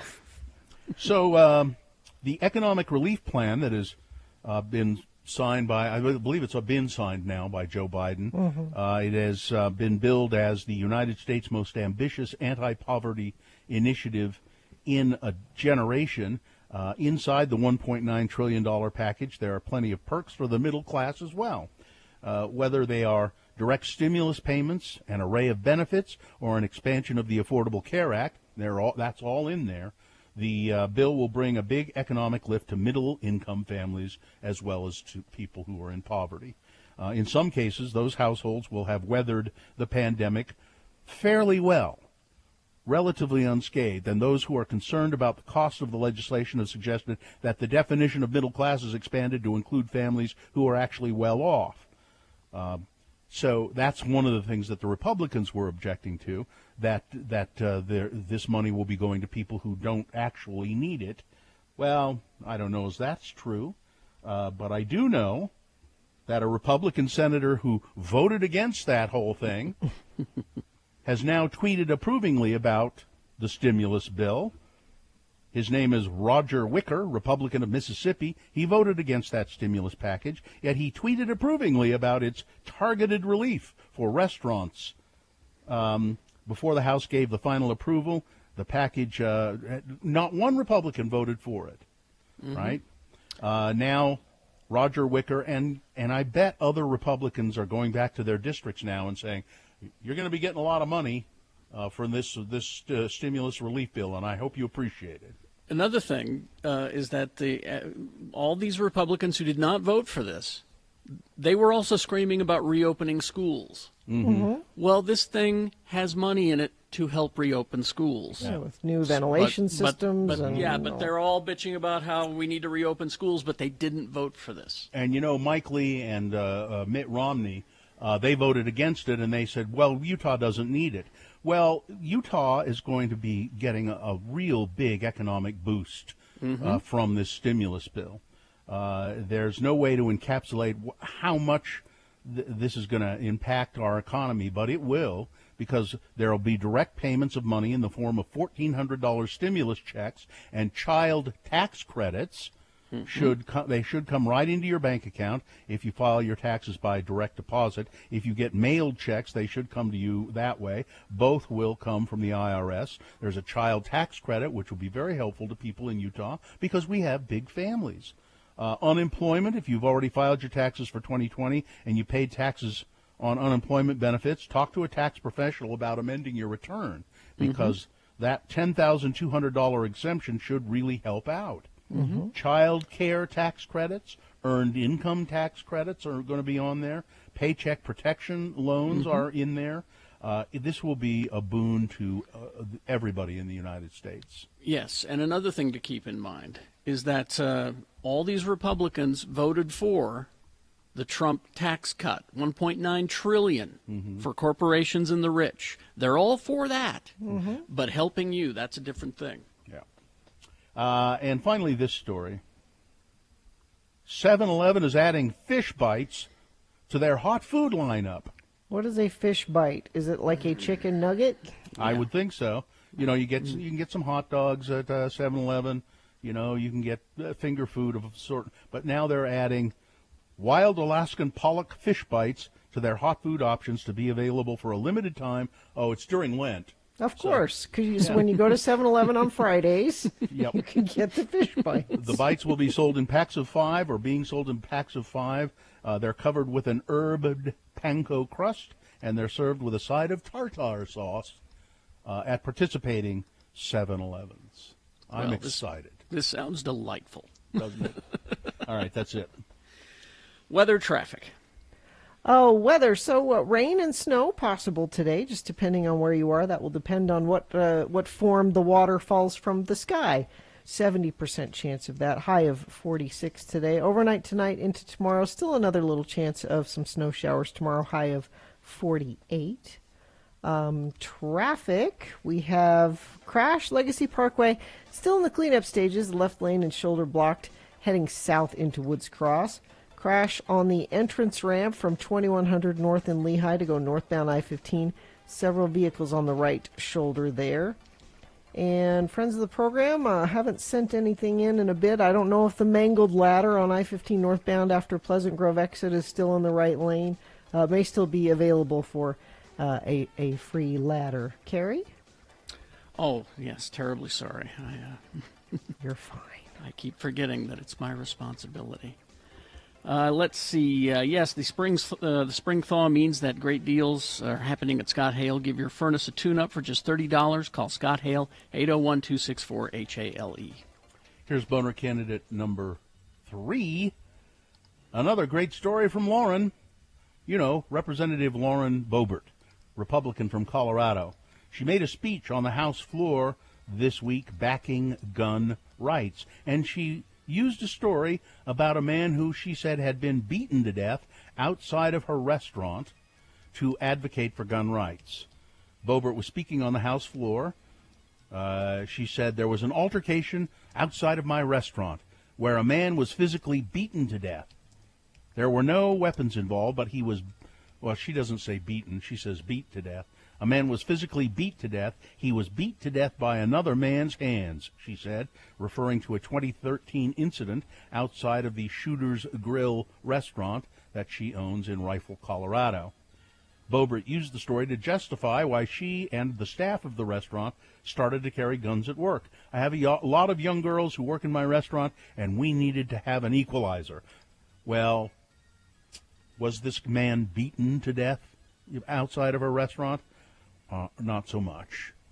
When contacted, the coroner in Colorado who did an autopsy on the man said, no, he wasn't beaten to death. He died of a drug overdose.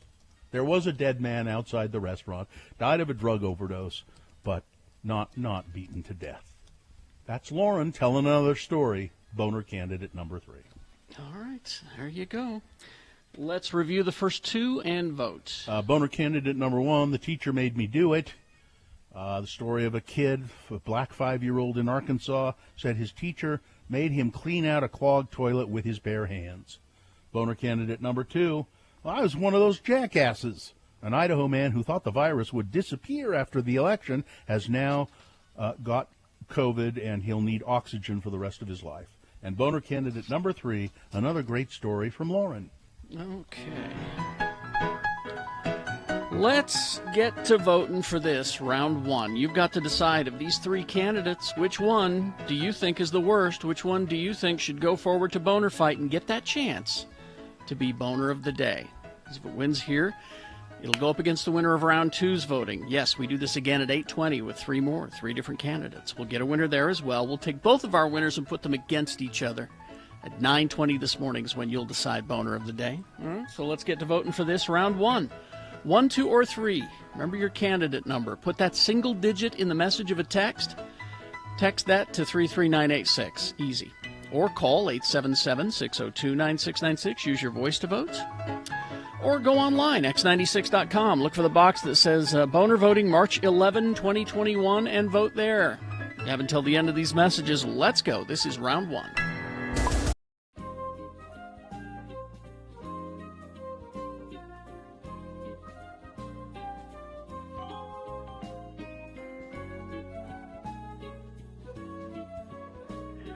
We're broadcasting here from Namche Bazaar in Nepal. We're sitting in my room at the Zomling Guest House and Panoramic View restaurant. I met the owner a few minutes ago and did a little interview with him. Maybe you'll hear some of that coming up on the show at some point. An interesting man. His name is Saddam Sherpa, and he is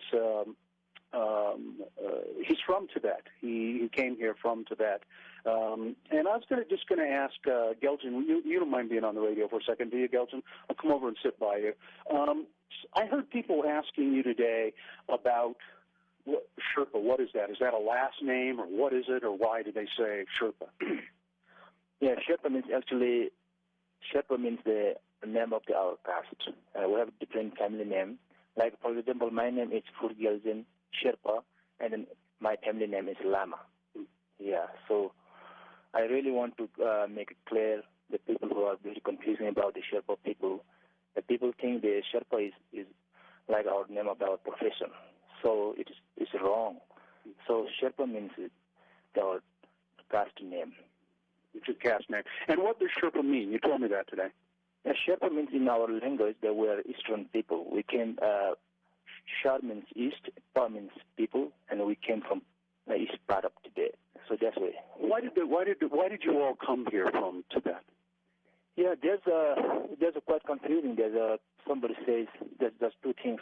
Somebody says maybe that time there was very big influenza disease, and so that people were very scared and they come over here to the Nepal. And somebody says there was So war. There's like a civil war, and then there's a people they lose the war, and then they come over here, but yet we don't know which one is true. And this was hundreds of years ago, right? No, it's approximately 500 years ago. We don't have exact data. Yeah, 500 years ago. And from what I've heard you say about Tibet, I mean, there's a kind of a longing for Tibet. Is that true? If somehow you could go back to Tibet, is there some feeling like that? I'm sorry, I'm really confused about your question.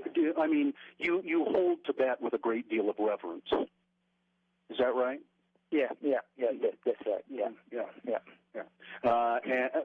And Tibet is, of course, really no more. And we'll talk to Geljan later on in the trip too. He's very worried. He thinks the Sherpa people are going to be no more at some point, and so we'll talk about that. But that's it for now. I'm Bill Allred, broadcasting at the Zamling Hotel and Panoramic View Restaurant in Namche Bazaar, Nepal.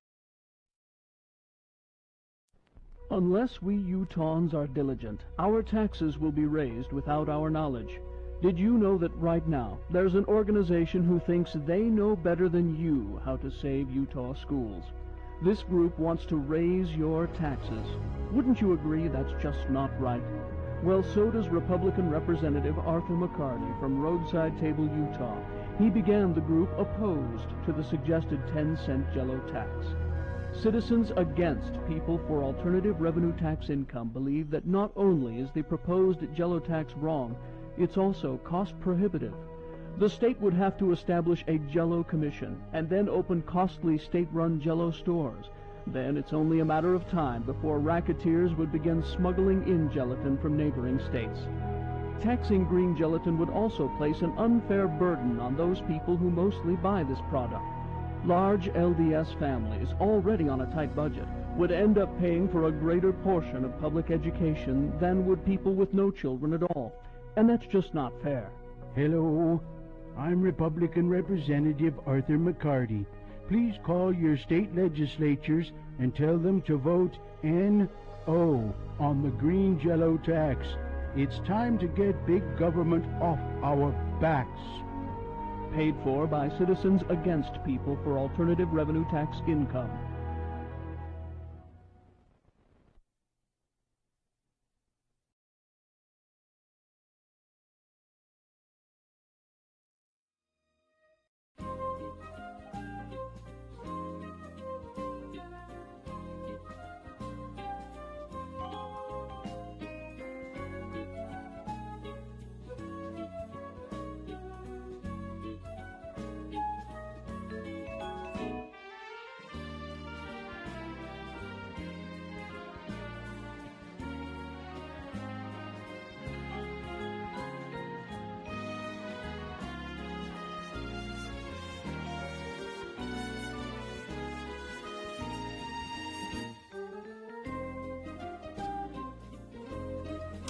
Let's award round one of your boners. And round one of the boner voting is brought to you in part by barley.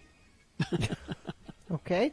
And now through April 4th, save up to $150 instantly on select sets of 4 Nitto, Pirelli, or Toyo brand tires with installation purchase. Big O Tires, the team you trust. Boner candidate number 1, the teacher made me do it. The story of a black kid, a little kid, 5 years old, said his Arkansas teacher made him clean out a clogged toilet, that he had clogged it up with his own feces and toilet paper. She made him clean it out with his bare hands. Boner candidate number 2, I was one of those jackasses. An Idaho man who thought the virus would disappear after the election has now come down with COVID. He realizes that he was in error. And boner candidate number 3, another great story from Lauren Boebert, who claims that she started carrying a gun after a man was beaten to death outside her restaurant. He wasn't. There was a dead guy on the ground behind the restaurant, apparently died of a drug overdose, the coroner said. Corey won a boner T-shirt. Congratulations to Corey. And the winner, overwhelmingly, boner candidate number 1, the teacher made me do it. All right, there you go. That's your winner of round 1. And it is now qualified to be Boner of the Day. It goes forward to Boner Fight. We got round 2 at 8:20. We'll get 3 different candidates, another winner there. We'll take both of our winners and put them against each other. You'll decide Boner of the Day with Boner Fight at 9:20 this morning. All right, let's go to the phone. The mayor is here. Salt Lake City Mayor Erin Mendenhall. Good morning, Madame Mayor. Good morning. Nice to hear from you, as always. Couple of things. We were, I guess, your assistant, or you told Katie, our producer, that today is the anniversary of an emergency declaration made by you because of the COVID outbreak? Yeah. It doesn't anniversary feel too celebratory, but it is. Yeah, what present do you get is. for the 1-year anniversary? Is that paper or is it face mask? You get a face mask. You get an air hug. Oh. An air hug. An elbow bump, maybe, There if you're you lucky. That's good. That's cutting it quite close. Yeah. We'll see. But yes, it was last night that was the Rudy Gobert 1-year mark. Oh yeah. When the Jazz came off the court. Mm-hmm. And it was just before that I'd signed the first emergency order, but it didn't kick in until today, so we can count today as that 1-year mark. And I thought it was great that we had the announcement come from the state yesterday that all adults can sign up for the vaccine beginning April 1st. That apparently, though, came as a kind of a surprise to the health department. Did it? Yeah, they said, now what? Okay. Guess we better gear up for that. Yes, sir. What's the year? What has the year in COVID been like for the mayor of the capital city? Oh, I think as it has been for so many people, it's been a year of a lot of loss and heartbreak. We have, I think, while we, mark sort of what feels like the beginning of the end of COVID, we still have 300 Salt Lake City residents who woke up battling COVID this morning. And we've lost almost 2,000 residents in the state of Utah to COVID.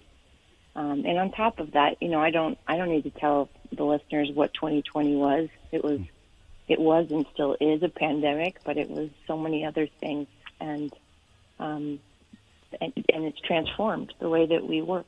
So not only literally from the fact that I work from my house most of the time, and many people do, but the fact that a lot of workers have to go to do those frontline jobs, and they're at risk, and disproportionate exposure and infection in our BIPOC communities.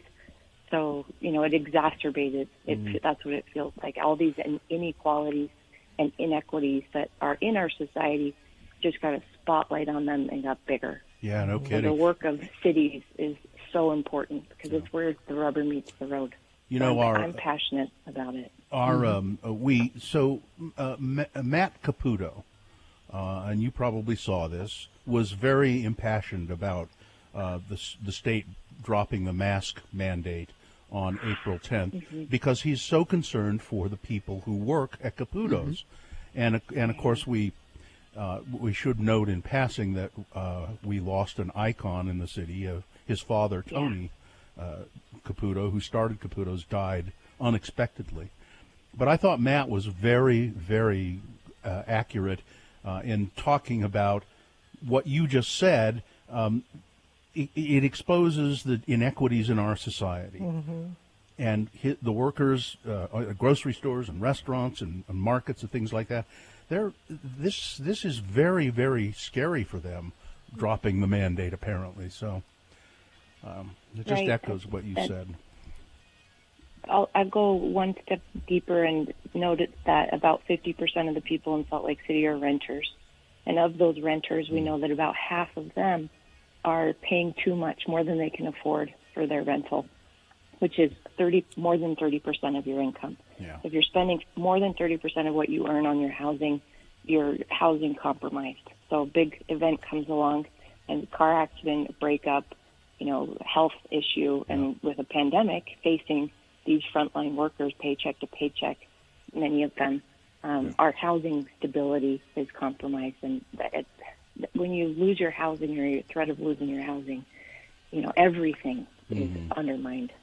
Your kids' education, your ability to be a calm, good parent. I know this from experience, and our people need support. So You also heard yesterday that Congress passed a tremendous bill, American Recovery Act, and Salt Lake City slated to get a lot of money, $87 million, to be able to help our small businesses, our families, our individuals who are struggling, and nonprofits, arts community, all COVID impacted. But this is an outstanding and such a contrast to the Trump administration. Well, except, of course, I don't think we're going to get it right away, because doesn't Joe Biden have to sign all the checks to make sure that they have his name on them. You got to put his name on them there. Yeah. You know.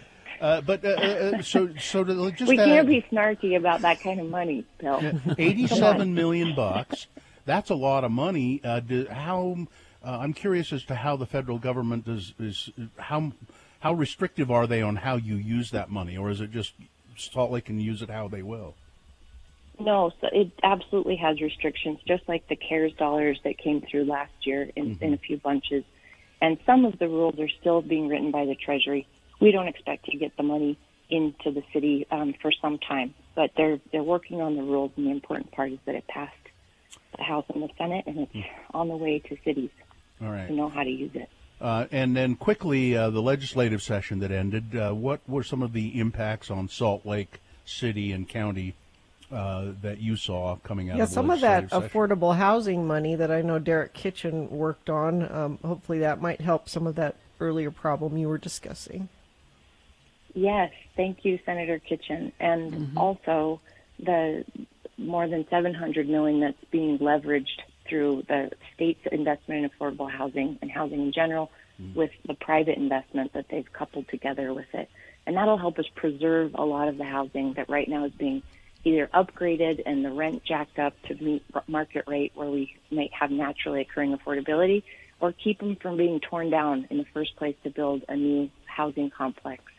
And that preservation, I think, it's important, obviously, for our affordability of our residents. It's also the character of our city that we lose when we lose those old buildings. So it'll be great to see them supported. You know, I picture you as a mayor and members of the state legislature now sitting on piles of money like Scrooge McDuck. You know, sitting on these big piles of money because as we know from Senator Lee and Senator Romney, we don't really need this money. We don't need it, so why not just sit on it? Oh, my goodness. Well, the city in January applied for and received $6.1 million for rental assistance, and we're putting all of that out through our community organizations like CAP, the Community Action Program. And if anyone needs rental assistance or mortgage assistance, or assistance of any kind, finding food, getting money for your prescriptions, call 211. 211 is run by the United Way, and it can connect you with all of these CARES dollars that we've already received, and it's going to be the way, by and large, to connect with the money that's yet to come. Thank you for that. Yes. And then when you receive some of that money, you could say, hey, I wonder if a legislator was sitting on this before it came to me. It's warm. Yeah, it's still warm. Yeah, mine's wet. Salt Lake City Mayor Erin Mendenhall, it's always just a pleasure to talk to you, and thanks for making yourself available on a weekly basis. We appreciate it. It's a pleasure for me as well. Take care. All right, bye-bye. All right, thank you very much. Traffic, Gina, please. Yep, just that crash on Legacy Parkway in Woods Cross. It is in the cleanup stages, but there's still some slowage associated with that. I believe the free ladder has been picked up, so you'll have to look for another free ladder on the road. If you see one, or a mattress, or animals running around, or anything like that, you can always text it to us, obviously, if it is safe for you to do that, at 33986. All right. We will take a break. We will be back. Sean Means reviewing movies coming up after this. And, of course, round 2 of your boners on the way as well. BigOTires.com. So easy. You're driving around, you get a flat, or if that light goes on that says that you got a low tire pressure or something, just pull out your phone. BigOTires.com. There is a location near you. Yeah, I did that with the light, and didn't even have to get out of my car. I went to the Big O Tires on Highland Drive, where I usually go to. I pulled in. They're like, "You need a top off, Gina?" I'm like, "Yes, sir. Thank you very much." You know, most people, they get out of their cars and go in, but you don't have to. But they see Gina coming and they know that's not what she wants to do. BigOTires.com is where you go to find a store near you, the team you trust. And right now you can save up to $150 on Nitto, Toyo, or Pirelli tires. That's through April 4th. But Big O carries all the major brands, I would say, all of them of tires: Michelin, Goodyear, Continental, Yokohama, Cooper, and, of course, the Big O brand tires. The lowest price on every tire every day. Find your own Big O tire store, the one near you, by going to BigOTires.com. Let me just throw you a really quick story from New York. We stayed at the Grand Hyatt, which was in near Grand Central Station. It sounds grand. It was very nice. There's the regular Hyatt and then the Grand. The Grand Hyatt. First of all, once again, my big complaint with hotels: no exhaust fan in the bathroom. I hate that. I had an electrician working on my house the other day. You know what they refer to those as? What? The fart fan. Exactly. Oh, nice. Exactly. Is that what you need it for? Said, I forgot to bring you the fart fan. We'll bring that by and put the. And here's why it would have helped on this trip. Okay? So my lovely wife, Sue, who's just a dainty flower, she yelled at me, "Hey, the shower drain, the bathtub drain is clogged. I can't get it to drain." So, as we're showering, it's like filling up with dirty water.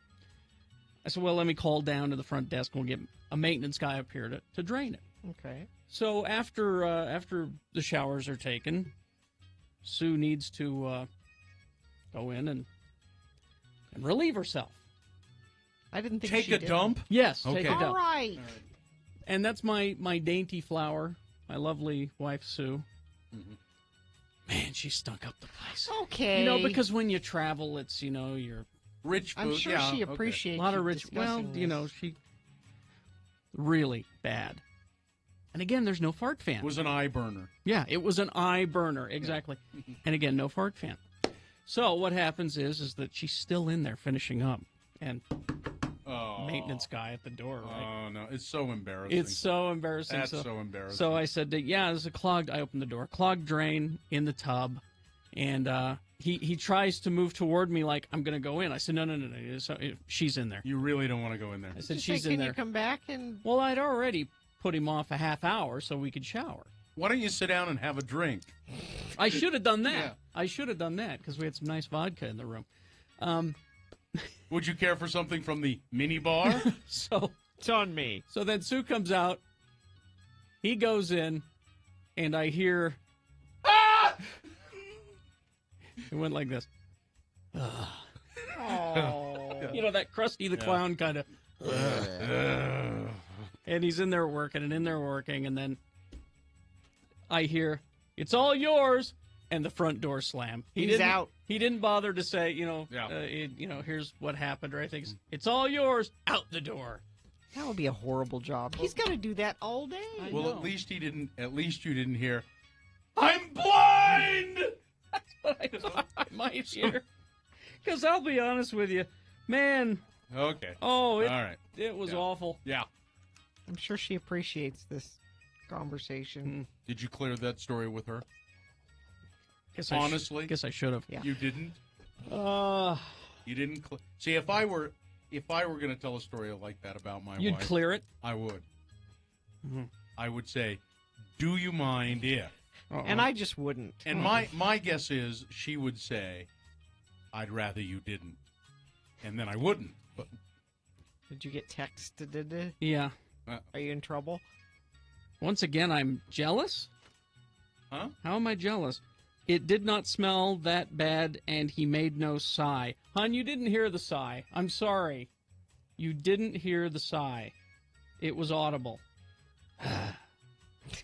Maybe that was just he was letting all of his breath out so that he could hold it for the entire That's time. what it was. Or he was bending over to the tub. Yeah. You know how you do. Yeah. All right. I'm sure that's what it was. I'm dead.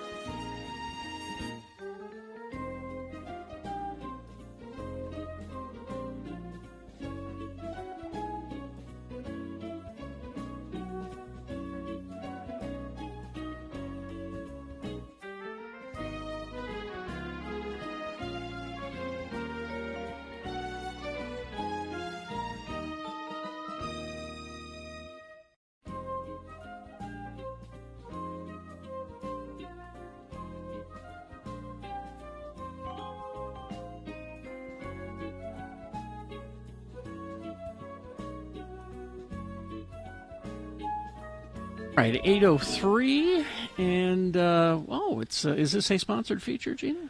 Yes, it's a great time to be a geek in Utah. Dr. Volts and the Nerd Store have joined forces. Comics, collectibles, action figures, the gum cards. I guess they have those too. So much more at the Nerd Store and Dr. Volts. Mr. Sean Means, here he is now. Mr. Means is a longtime reporter for the Salt Lake Tribune. How many years have you been at the Trib, Sean?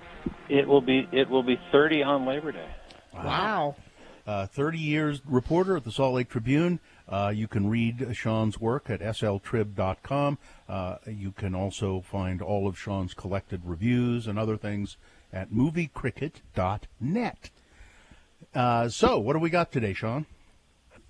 Well, we will start with Cherry, unfortunately. This is the Russo brothers, who have made two of the top 5 grossing movies of all time, with the last 2 Avengers movies. And so, when you do that, basically your next movie is free. You get to do whatever you want. And so what they decided to do was to do this predictable, depressing slog of a movie of a character that goes through hard times and fighting in Iraq and PTSD and heroin and bank robbery and just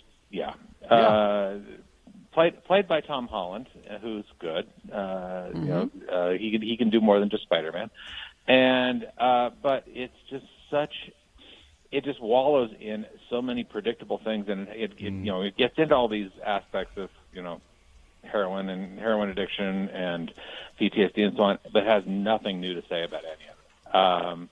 It's playing in theaters, but it's also on Apple TV Plus starting tomorrow. So, but I wouldn't bother. So 2 stars. For that.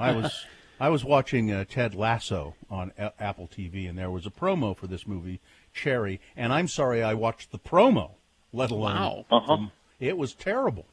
Wow. Yeah. All right. Okay. Let's go to Long Weekend. I don't ever need to see an actor tying off his arm and injecting a needle into his veins. I don't really need to see that anymore.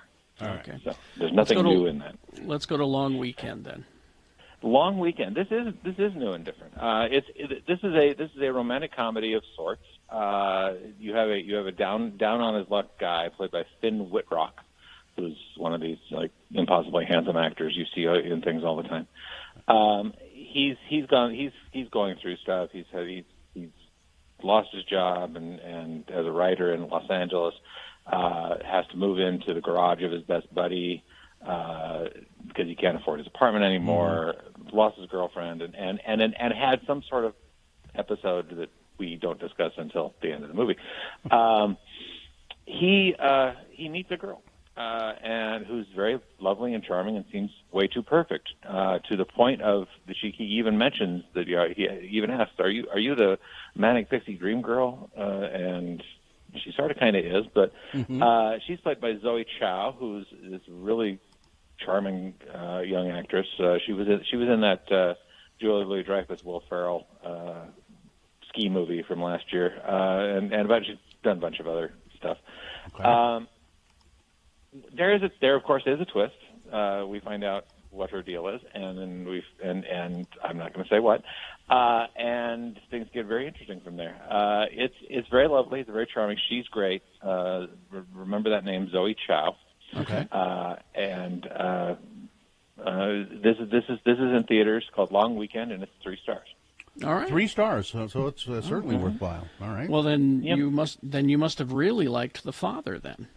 Yeah, we watch movies so much that we sometimes forget that people like Anthony Hopkins are as good as they are. We sort of take it for granted that Anthony Hopkins is an amazing actor.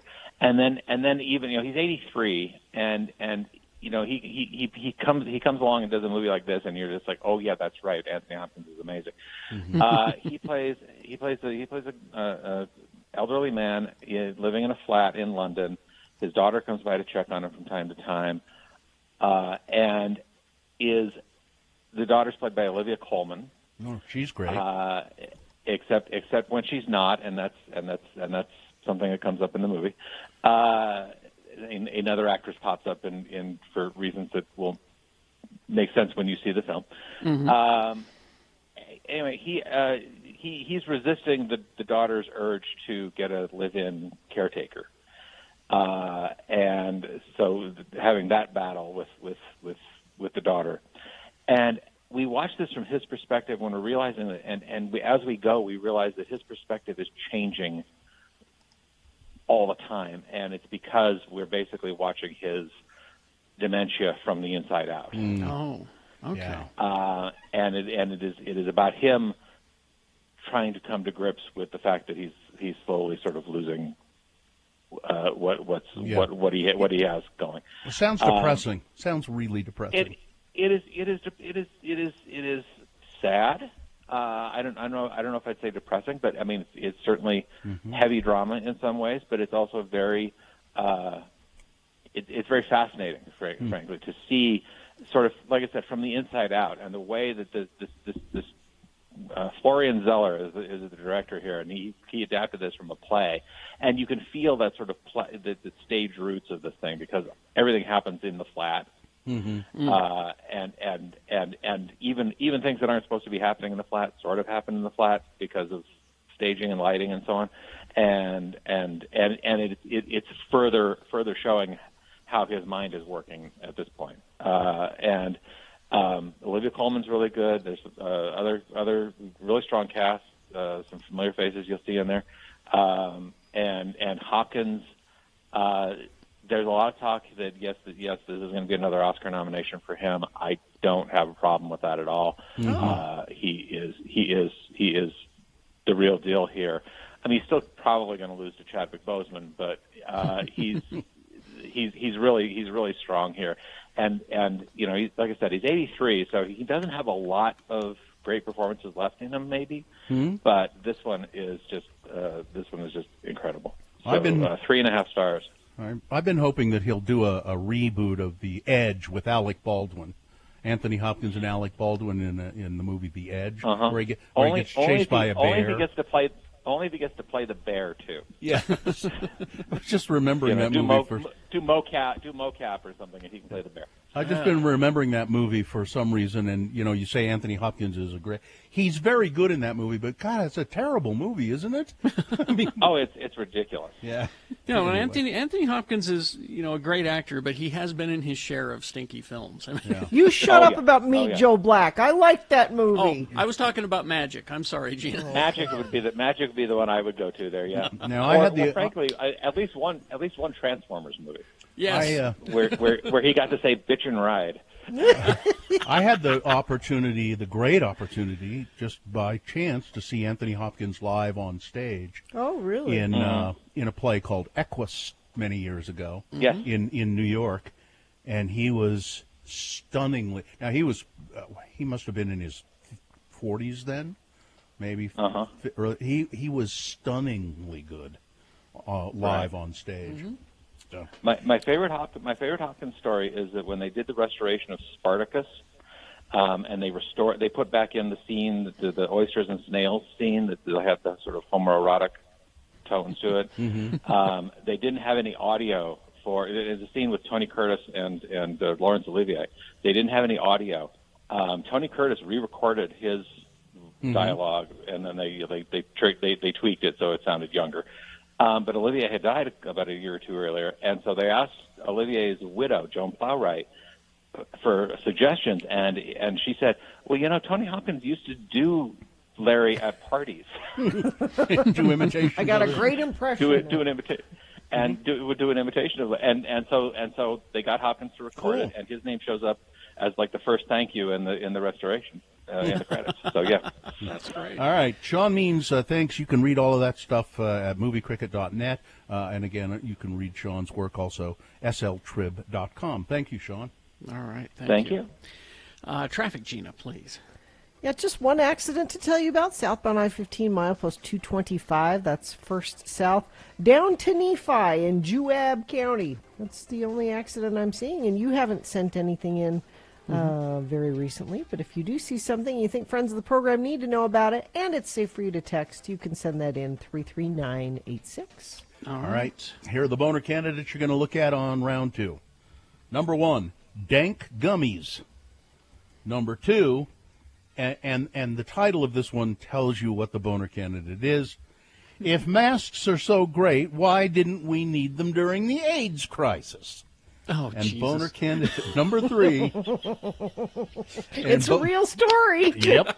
It's a real story. And boner candidate number 3. Bring my car around like a good fellow. All right. Round 2 of your boners, along with Big Boy News and Opinioendo. Coming up after these, Michael A. York and Associates. Now, I say this, and this is a compliment to Mike. He is a tax nerd. Trust me, you want nerds in certain occasions, and certainly with your taxes, that's one of them. Yeah, you know, we were talking to Mayor Erin Mendenhall earlier, and she was talking about how your taxes have changed based on getting some of these stimulus checks and businesses receiving PPE and the CARES Act. All that has made taxes more difficult this year. You want a professional to help you manage all that. That's Michael A. York and Associates. Especially if you have a small business, Michael knows lots of ins and outs about how to save you money on your taxes. So call Michael A. York. The number is 801-REFUNDS. That's 801-REFUNDS. Or you can go to the website, and you'll find out a lot there. And you can see, he wrote a book, too, about taxes, which is apparently pretty entertaining. You can go to the website and find that at michaelayork.com. So you may have heard yesterday me talk about I got bit by something over the weekend, and I shared it with you yesterday. It was on your ankle. It was on my ankle, and I sent some pictures to Katie. I don't know if she can put those up, but if you follow me on Twitter at RFHGina, you can watch the progression of the injury. It got ugly. It got really ugly. Yeah, so yesterday it was like a little, I don't know. It's just a blister. A blister. And I actually showed it to our good friend Dr. Cobble, and he said, yeah, you should be all right. You could just, pop it, put some Neosporin on it, cover it with a bandage, you're probably all right. Which I did. Yeah. I was brave. I got hydrogen peroxide. I got Neosporin. I did the whole thing, and I covered it with a bandage, and I said, well, I'll check it later. But it hurt, like throbbing pain. Yeah, that's a bad sign. So a couple hours later, I took it off, and it had gotten much worse, which I posted a picture of that on my Twitter as well. And it was oozy and a weird color, and it hurt. And so after much discussion and tweeting about it, because that's what you should really do, is tweet about it, I talked to my husband about it, and he said, I think you probably should go to the Instacare. This has gotten worse, not better. Let me know how it goes, babe. Yeah. You need a ride and home? I was a little nervous to go to the Instacare. So I went to the one on 4th South. And, Bill, is that the one where you went to get your COVID test? No, that was in a parking lot at a church. Yeah, this was. But they do a lot of COVID testing there. But it was closed. So all the COVID tents were there, but it was closed, which is weird. 9th East? 4th South, and right there. And so I go into the Instacare, and there's nobody there. And I'm thinking, gosh, is it closed? No, What time there was of a the lady. day was this? Yesterday. What time of the day? Oh, like 5 o'clock.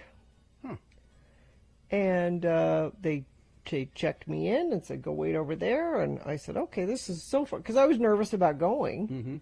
And while I was sitting there waiting, these 5 girls come in together. They all had masks on. And one of them goes up to the counter and she says, yes, I think I have a fever and I'm having a hard time breathing. And, she's listing all the COVID symptoms. I'm like, awesome. Now I'm in a waiting room with her. But why are these 4 other girls with her? You needed an entourage to Yeah, and come they're not to supposed the to do that. Instacare? They're supposed to go to the stations outside. Yeah. Well, they were closed. Oh. The stations outside were closed. But why do we need all these people in here? But they took me back, and I said, "Can you tell what this is that bit me by looking at it?" Mm-hmm. And the doctor said, "It's infected now. I can't tell what it was. Mm-hmm. But we can clean it out for you, give you an antibiotic, and then we're going to test the pus and see what kind of pus it is." Pus test. Pus test. Pus test. And he said, in order to clean it up, we're going to de-roof it, which is exactly what it sounds like. Mm-hmm. They cut the top off of it and let it ooze out. Mm-hmm. And then they gave me a bunch of stuff at home where I am supposed to change the bandages and clean it up. And I don't have to de-roof it. That's already been done. Well, they say you're going to be okay. I mean, yeah, they put me on a pretty strong antibiotic, and he said, we'll get back to you with exactly what, it could be a staph infection, it could be MRSA, it could be who knows what. Will they be able to tell you what bit you, do you think? Nope, and that's the frustrating thing. Damn. He says that's the big question. I'm looking here. It says de-roof. The definition of de-roof is to remove the top from a building. So I don't. That's how big the pustule got. It was the size of a building. It also means to remove tissue from a wound. It did look big, and it did look ooey gooey. It was so gross. It was dripping at one point. I thought I saw. Yep. Yeah.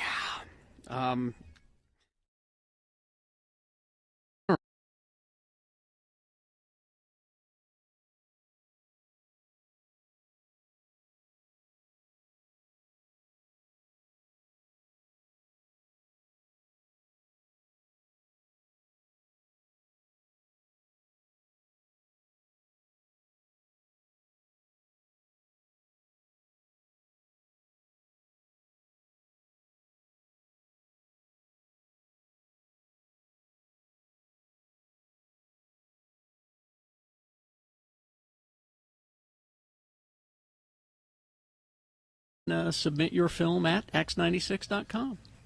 All the 5 minutes or less. Yeah, all the instructions and rules are there. So if you're a filmmaker, go ahead and do that. All right, 8:20 right now. It is time for round 2 of your boners. Here we go. 3 news stories. These are examples of bad, stupid, or funny human behavior. You will decide with your vote of these 3 candidates which one is the worst.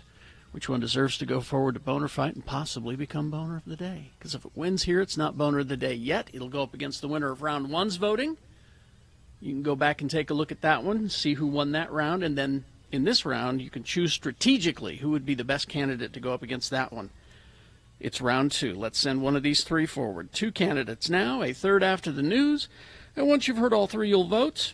One of you lucky random Boner voters will receive. Someday you're going to be walking around town with your Radio from Hell tote bag, and somebody's going to say, well, that is a good-looking tote bag. Where do you get that? And you're going to say, well, you have to win it from Radio from Hell, and then you go pick it up because their office is open for limited hours, 9 a.m. to 12 p.m. at 50 West Broadway. Boner candidate number 1, dank gummies.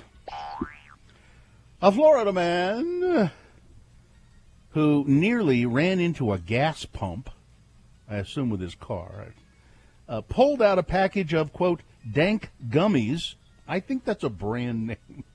Instead of his driver license to show a deputy who was trying to help him, according to a Collier County Sheriff's report. Deputy said that they were called to the gas station shortly after midnight, March 1st, because witnesses said a suspicious man had nearly hit a gas pump, and he appeared to be under the influence of something. Records show Demisio Lopez saw the deputy and immediately asked for help. He said, I need to call AAA because my car won't start, even though the keys weren't even in the ignition at the time. But apparently he was sitting there. He said, my car won't start. Lopez said he didn't have the keys to the vehicle, but that he rummaged through his pockets to pull out the keys and his license, and as he rifled through his pockets, He pulled out a small green package, and it was labeled Dank Gummies, Cannabis Infused, written on it. And he went, here, oh. Whoa, wait a minute. The deputy asked Mr. Lopez, is this what I think it is? And he said, oh, here, you can take it. There. And he also had a package of something called medicated nerds ropes. Ooh, that sounds good. Yeah. 400 milligrams of THC per rope. Wow. Now, he claimed that his girlfriend had medical marijuana because of cancer, and he was just taking this to her. Honest. Yeah. Honey, go get me my nerd rope. Dank Gummies, boner candidate number 1. Here's boner candidate number 2. Well, if masks are so great, why didn't we need them during the AIDS crisis? Yeah, this is Arizona State Representative Joseph Chaplik. And he argued... Okay, go ahead. He argued against the effectiveness and necessity of face masks by pointing out that mask mandates have not been widely used to combat the spread of HIV. This is an adult human being person in a position of power that has this question. Yep, Mr. Chaplik. He probably has children, too. He said he introduced a piece of legislation in Arizona to introduce a blanket exemption from mask mandates for businesses in the state of Arizona. And it says, notwithstanding any other law, a business in the state is not required to enforce on its premises a mask mandate that is established by the state, city, or town or county or any other jurisdiction of the state. The Arizona House of Representatives passed something similar to that. But during his floor debate, he said, masks are so protective, why didn't we mandate them during the AIDS crisis? He should lose his job instantly for making that comment. I think he's an elected official. No, I know, but it should be taken away from him at that. You are too stupid to rule anybody. Well, I don't know. I think maybe he's wearing his mask wrong. That's what I think is going on. Could be. And again, I hear these stories, and I say the same thing. I could never get elected to school board. Nope. Boner candidate number 2. If masks are so great, why didn't we need them during the AIDS crisis? Coming up in a moment. Apparently he's a Trumpkin, is how he got his job. Of course. You didn't have to tell me that. I did not already knew that. I just want to see where he's wearing his mask. Well, and then he caught COVID from sitting on the toilet. Anyway. Boner candidate number 3. Bring my car around like a good fellow. All right. Boner candidate number 3 for round 2 brought to you. We're gonna have candidate number 3 from round 2 coming up after this big boy news and opinioendo, which is brought to you by. Enjoy exhibits and films at Clark Planetarium, now open 7 days a week from 10 a.m. to 5:30 p.m. Reserve your tickets at clarkplanetarium.org. Enjoy an experience that will leave you in awe. Reservations are required. You know, I'm not really a big Rob Zombie fan. As a movie director, I'm not a big fan of Rob Zombie. But you're going to make Katie upset. I'm going to make an exception and go see this movie because he's been hired by Universal Pictures to direct a new movie based on the Munsters TV series. Oh, I'm so excited about this. Now, I loved the Munsters. Oh, agreed. TV show. Andy has Hot Rod Herman tattooed on the back of his leg. Again. Murphy's Multiverse reports that the House of a Thousand Corpses director will write and direct the new movie adaptation, and with production scheduled to begin in May. As of now, neither Rob Zombie nor Universal has officially commented on this. But exactly. Rob Zombie has also called upon some of his frequent collaborators to play main roles in the rumored movie. His real-life and consistent lead star, Sherry Moon Zombie, who's just a wonderful actress. Katie's like, yes, she is. Has reportedly been cast as Lily. But again, I hope this is true. It's a questionable source. MovieWeb is at best 50-50 when it comes to correctness. Well, I hope is this putting it out as a hope? Maybe if we put it out there, Rob Zombie will make it happen? I think it's a clickbait story that MovieWeb put up to get attention, because that's what they do. As soon as I get some good confirmation, then we'll talk about it. But I hope it's true. And Susan Sarandon says she's open to dating somebody who's been vaccinated for coronavirus.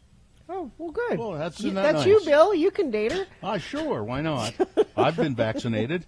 When asked what she's looking for in a partner these days, she said she has only one specific trait in mind, a coronavirus vaccination. Oh, and LeBron James, by the way.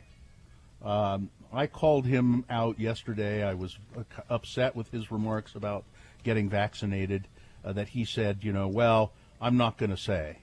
It's a family matter. It's a private matter. I'm not going to talk about it. He's being asked by the NBA and others to reconsider those remarks, please. Please reconsider your remarks that this should be private.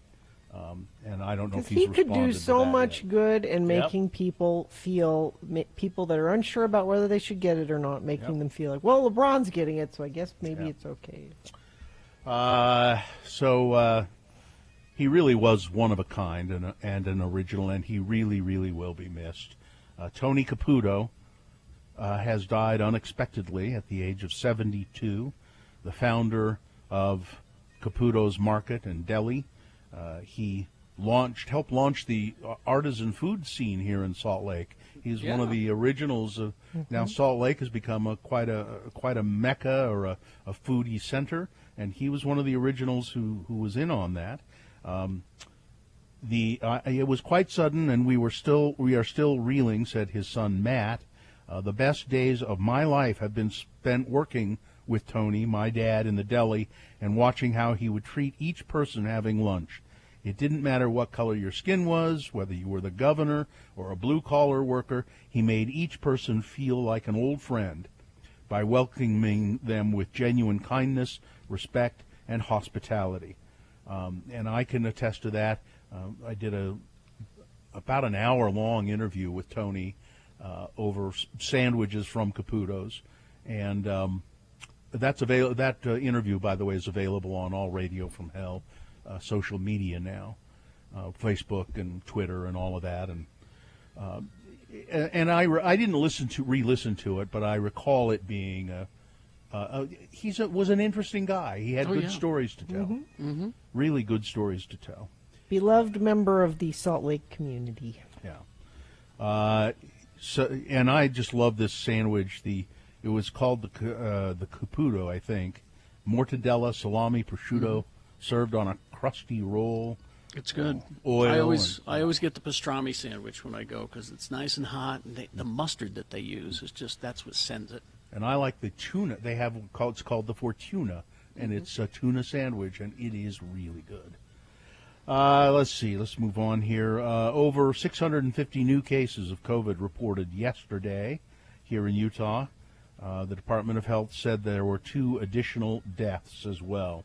State's rolling 7-day average for the number of positive tests is 520 per day. That shooting in Kearns, we talked about it a little bit yesterday. The victim of the shooting has been identified by Unified Police as 32-year-old Alonso Geraldo Garcia Mendoza. He is a Kearns resident, or was. As of Wednesday afternoon, no suspects have been identified or arrested by the police. The shooting was at about 4 p.m. in the church parking lot in Kearns, and people in the neighborhood are just, because no suspects have been really identified, they're very upset about all this, very scared by it. They say it's scary. We've had a nice, quiet neighborhood, and now it's been rocked by this kind of violence. Let's see. Let's move on to Merrick Garland. Yay! Was confirmed as Attorney General yesterday. He will take over the Justice Department that was just beaten up one side and down the other during the 4 years that Trump was in there. He'll be the President Biden's personal attorney. Isn't that what they? That's the way Bill Barr did it. The position, what the position is? Isn't that? Judge Garland was confirmed 70-30, with 20 Republicans joining all 50 Democrats in supporting him. He's expected to be sworn in at the Justice Department today. Attorney General Garland will lead the Department of Justice with honesty and integrity, said Dick Durbin of Illinois. He's chairman of the Judiciary Committee.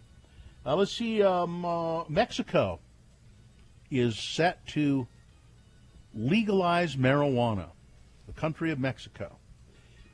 I think this is a good move, smart move. Tourism? Well, I think part of the violence in Mexico is drug cartels, and a lot of it has to do with moving tons of weed around. And I'm speculating that this kind of takes some of the teeth out of that. You know, if you legalize it, well, what's the big deal? Lawmakers in Mexico approved a bill Wednesday to legalize recreational marijuana. It's a milestone for the country in the throes of a drug war, which and it probably will be the world's largest cannabis market. Oh yeah, it would be. Yeah. Now here's the question: is this going to affect our U.S. farms? It will. Well, you're will, probably not going to be able to move it from country to country. I don't think so. Yeah. Okay. I think that the farms that are Just here, we get the most of legal our farms, produce and stuff from Mexico, so Our produce. you know, this is farming. plant. This is farming. It's plant. It's My guess is you will not be able to sell it back and forth. No, I don't think so. Let's see, and for me one more here. How about? Oh, this is weird. So if you give a mouse a cookie, yes, it says here, well, the mouse might take over your entire town. Southeast Australia has been overrun by an ongoing plague of mice, which have attacked livestock, invaded homes, and depleted supplies of mouse-killing accessories. Wow. What's being described as a bone-chilling carpet of mice appears to be tied to the weather. Rain early last year may have led to a breeding frenzy, followed by a drought that potentially helped populations flourish, said the one store owner who was sold out of mouse traps. Skin-crawling footage taken at night exposes a biblical swarm of rodents scurrying across a road like a furry flash flood. Meanwhile, one family reported culling as many as 200 mice in less than 2 days. I would move. I would not. So would Carrie's wife. Carrie's wife and I would would that's take true. off. That's true. Well, I don't think I'd hang around either. I mean, I don't mind a mouse or two, but Okay, so that's if you give a mouse a cookie. What if you teach it to fish? well, yeah, that's a good If idea. you teach a mouse to fish, yeah, What happens then? all right. that's it. All right, sports weather traffic. Well, I don't agree with Tom Brady on most things, but I agree with him on this. I don't get this. The only thing Tom Brady might hate more than losing is banana tips. Not the whole banana. No, just the tip. 43-year-old NFL superstar was showing off his smoothie skills on TikTok when it came time to add the ingredients: blueberries, protein powder, pumpkin seeds, banana. Okay, sounds delicious, healthy, no surprise there. But when he prepped the banana for the blender, he ripped off both ends of the fruit and declared that he will not eat banana tips. Look, No banana tips in I my know. smoothies. listen, it's made of the same stuff, and B, you're chopping it up in a blender. You're not going to know. I have a banana tip for you. All right. Only Wait, when you that's buy my your sign off bananas, today. make sure.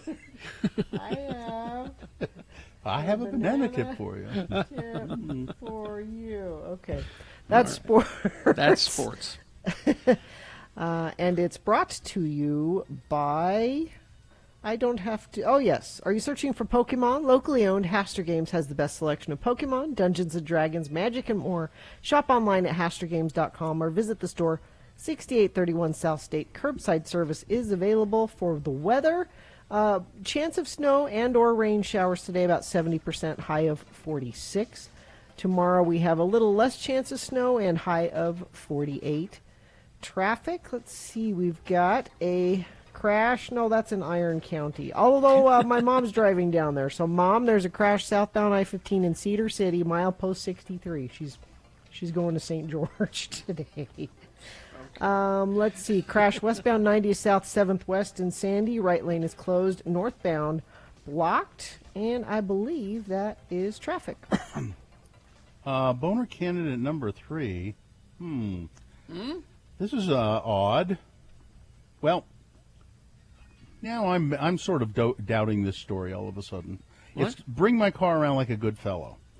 So it's the CEO of a company called Teng. Oh, I misspelled it. Would you find out what the? Okay, here's what's happening. Okay. Tegna CEO, a guy named Dave Lugee. Okay, Lougee, has apologized for mistaking a member of the board of directors, who was a black man. He mistook him, I should say, for a hotel car valet. Now, here's my problem. I thought, I don't know what this company is. It doesn't really mention it in the story. Would you look it up, Gina? Tegna. Now, I tried to look it up there while you were doing traffic and weather, and I found I misspelled it. And what I came up with, it's a company that made sex toys. No, this is... Yeah, but I spelled it wrong. I spelled it Tenga. This is a digital media and marketing company. Yes. Okay. It was just weird. I went, okay, maybe the story isn't right because I put Tenga, and they make all kinds of sex toys. It's a Japanese company. Well, either way, you must have a board of directors. Yeah, well, I guess. So let's get back to the story at hand, though. Tegna CEO Dave Lugee. In an email to employees on Monday, Mr. Lugee recalled the incident involving Adonis Hoffman at an event for the industry. He immediately said, I felt terrible about it, what I did, but it was awful. As I was leaving the event and looking for my car, I ran into Mr. Hoffman, who was a black man, and he said, I thought he was the hotel valet. And Mr. Hoffman was undoubtedly offended and upset. I immediately apologized to him. I felt terrible. Well, Mr. Hoffman says he went to talk to Mr. Lugee, and he had a card in his, Mr. Lugee had a card in his hand, and he said, Mr. Hoffman, the black guy, had a card in his hand, and Lugee said, I thought he was the valet, and he had my receipt. Had a ticket? Yeah. So I said, go fetch my car, will you? And Mr. Hoffman was very upset by this. He said, just because I'm a black guy and I had a ticket in my hand, you think I'm the valet. And Mr. Lugee did say, yes, I did, and I'm sorry. Does that all make sense? Yes. Okay. Boner candidate number 3. It's not going to win anyway. Boner candidate number 3. Bring my car around like a good fellow. Let's review the first 2 and vote. Boner candidate number 1, dank gummies. A man pulling out a package of dank gummies, marijuana-laced gummies, instead of his ID and handing it to a cop.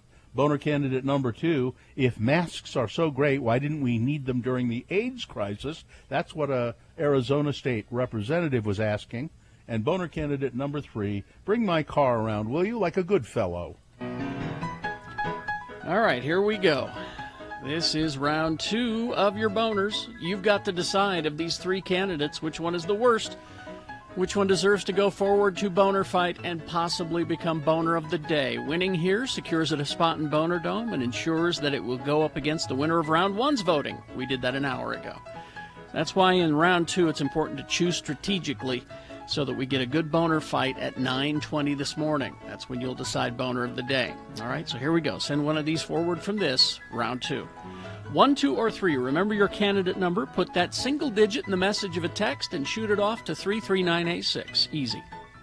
Or call the producer's booth, 877-602-9696. Use your voice. Or go online, x96.com. Look for the box that says Boner Voting, March 11, 2021, and vote there. You have until the end of these messages. Let's go round 2.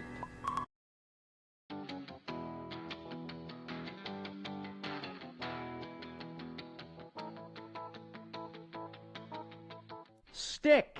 Spell it with me now. S-T-I-C-K. And now we'll use it in some dialogue between our 2 Utah friends, Elder LeGrandar Dunn Jr. and his wayward friend LeVar. The boys have gone to a local building supply store for plumbing fixtures. Let's listen as a conversation ensues. Again, the word is Stick. I think you're going to need a few different things to fix up your problem, LeVar. Just a tube of caulk ain't going to do the trick. Well, I'll take your best advice on this job, LeGrand. I mean, that toilet's got to where it's leaking so bad, just putting towels around the base ain't holding back the flow no more. I mean, it worked for a couple of months, but this morning I was ankle deep in water, clear out to the kitchen. What do I need to buy here? Well, first off, you're going to need a wax seal, and then you're going to need to replace that float ball thingy. And then caulking around the base should finish you up. Well, I guess they should have all that stuff here to Chris and Dick. Should have. Them two guys know how to stock hardware. Oh, you know them? Oh, yeah, sure. They're around here all the time. Oh, look. There's one of them now. Well, who is it? It's Chris? No, Stick. The guy with the beard, Stick? No, the guy in the Oshkosh overhaul, Stick. The guy with the beard ain't nobody. Hey, LeGrand, look. What? Looky, celebrity shop here to Chris and Dick's. Look over there, KSL people. Stick Norris. It's not him. Oh, but it's Stick's co-worker, KSL people, Bruce Lindsay. Yeah, Bruce Lindsay. Hey, how come he has a different last name than his dad? Why ain't his last name Norris like his old man's?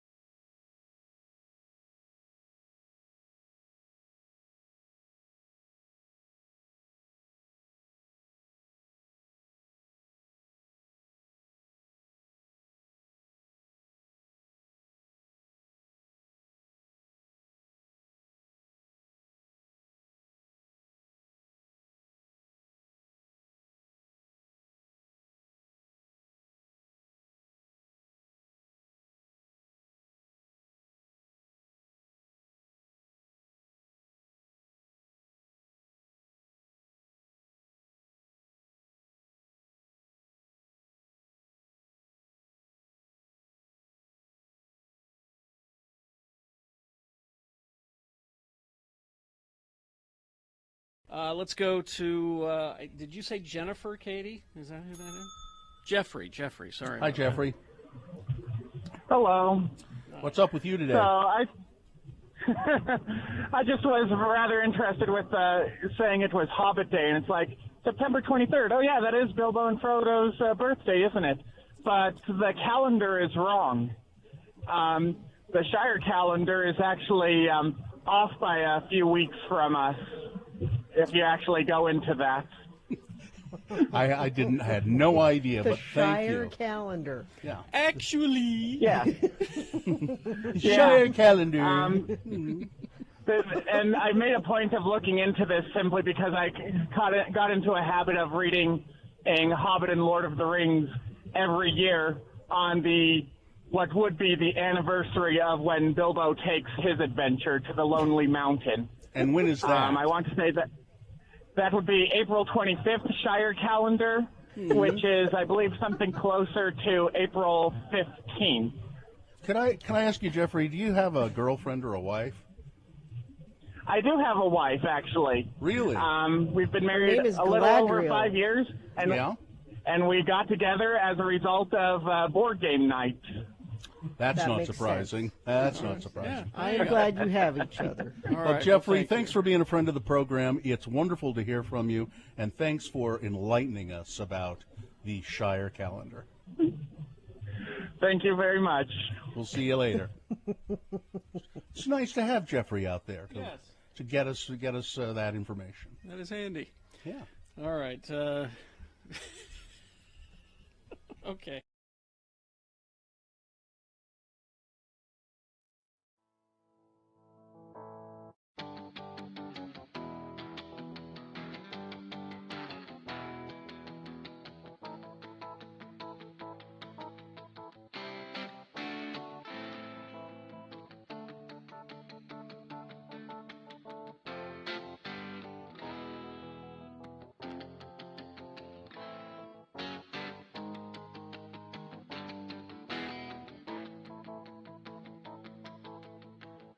Board round 2 of your boner. And round 2 of the boner voting is made possible in part by a delicious Greek dish. And the key to good sex is good communication. Unlock your best pleasure at Black Velvet Boutique, Utah's locally owned by women sexual wellness resource. Open 7 days a week, 595 South State in Clearfield, and online at blackvelvetboutique.com. Boner candidate number 1 was Dank Gummies. That got a few votes. Guy handing a package of marijuana gummies over to the cop instead of his ID. Boner candidate number 3, Bring My Car Around, Won't You, good fellow? That got a fair number of votes, but it came in a distant second to boner candidate number 2. If all masks are so great, why didn't we need them during the AIDS crisis? Huh? Answer me that. Yeah. All right, there you go. That's the winner of round 2. It now qualifies to go forward and possibly be boner of the day. It'll have to defeat the winner of round 1's voting. You'll decide boner of the day at 9:20 this morning. That's when boner fight happens. Is this sponsored, Gina? It should be. All right. Well, here he is. It's Robert Gehrke, fine columnist for the Salt Lake Tribune. Good morning, Mr. Gehrke. Good morning, guys. How are you? Good, good. Well, listen, Bob, I was reading, I think this is your latest column. It says here of the hundreds of bills the Utah legislature passed, these 4 bills deserve a veto. Which 4? Let's go start with the one you think is the most egregious, and let's talk about them. Well, since you guys were the boner of the day was a pandemic related, let's start with that one. Okay. We talked before, I think, about the Paul Ray endgame bill. He thinks that we're out of the woods on COVID and wants to see an end to mask mandates. The legislature, by and large, agrees with him, and so they set up this bill that, as it passed the House, had these criteria. The biggest one is getting half the population their first shot, and then mask mandates would go away. Mm-hmm. But then when they got over, and that's maybe a workable thing. It's something the health department had pushed for. They wanted something along those lines. But then when it got over to the Senate, they just put this hard April 10th deadline, regardless where we are in terms of how many cases we've got, how many vaccines we've administered, how many people are in ICU. So that's the hard deadline now, and Spencer Cox has the option of signing it or vetoing it. But if he signs it, April 10th, all the mask mandates that the states issue to go away, and maybe that'll be fine. It's just hard to say a month from now where we're going to be in terms of the pandemic. So it should be driven by the health professionals and the data, the data more than anything, I think. Actually, the governor has 3 options when it comes to any of these bills, right? He can sign it, or he can veto it, or he can just not do anything. And if he does nothing, then it becomes law anyway. It becomes law without a signature. And it has the effect of. Yeah, you can do that with any. He can do that with any of the legislation, right? He just looks the other way. What? Yeah. I didn't see any bill. Well, yeah, kind of. It's not giving his blessing to it. It's not condoning it, but it's allowing it to take effect. Yeah. And if he vetoes it, frankly, there's probably enough support in the legislature to override that, and he's got to recognize that, I'm sure. So it puts him in a tough spot. Yeah. What else did caught your eye there? You want to talk about the electronic free speech amendment, or? Yeah. This is a cleverly named one, right? We see this a lot with bills. This is about the consternation that Republicans have that they're being treated unfairly on social media platforms and unfairly censored. And so what they're doing is they're saying that, okay, Twitter, Facebook, et cetera, you have to have these set policies, and you've got to notify somebody that they're being moderated, and you've got to have an appeals process for that person who feels that they're being moderated unfairly. And then it gives the Attorney General the authority to investigate whether these are being unfairly applied. And you can see the problems, I think, that arise when the state of Utah tries to legislate restrictions on these giant global companies, especially as it pertains to free speech, right? And how they conduct their business and what they are and are not allowing people to say. And so, it's the legislative attorneys have warned that it's probably unconstitutional. And that didn't really matter. They passed it anyway. They're willing to take the fight. They're willing to take the fight and pay the attorneys' fees and challenge this. It's just not a well-crafted piece of legislation. It's not really workable, and I think it's one that probably should be vetoed. The interesting one about this, though, is that the sponsor of the bill, Senator Mike McKell, is Governor Cox's brother-in-law. So I think that could create an interesting family dynamic. Like if he vetoes his brother-in-law says, "Well, we're not coming over for dinner anymore." Yes, that's right. Let me ask you. Then I think there needs to be some free speech legislation to make him come to dinner, I think. Yeah. Let's put this in a little more context to help me understand this. So these big companies like Facebook and Twitter and so forth, they can do whatever they want, essentially, because they're private companies. This is not they're not censoring anybody. They're private companies, and they can choose whether or not they want to let you people opt on in, their... you agree to their Yeah. terms, and if you So- don't follow their Exactly. terms, they can dump you. But what about this part of the equation? Does there need to be some sort of federal regulation on these companies, as there is on broadcast, as there is on print media? Right now, they are able to operate in any way they want. Should there be some It is a federal little bit, regulation? Yeah, I mean, it is a little bit of the Wild West, and Senator Mike Lee talked about how they need to be regulated. It kind of depends on which way you want to see the regulations go. You want to see you want to keep them from being responsible and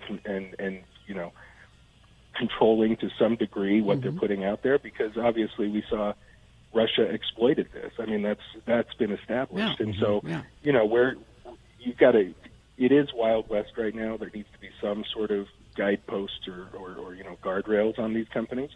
But I mean, that's a big issue. It's a big question in these companies. It's a rapidly evolving technology, and so it's not as simple as something that where you talk and say, "Hey, we're going to do this on our own." Well, the difference between broadcast and this is obviously, we're federally licensed. Yeah. We operate at the graces of the government, where Facebook and Twitter That's don't what have to be part of it.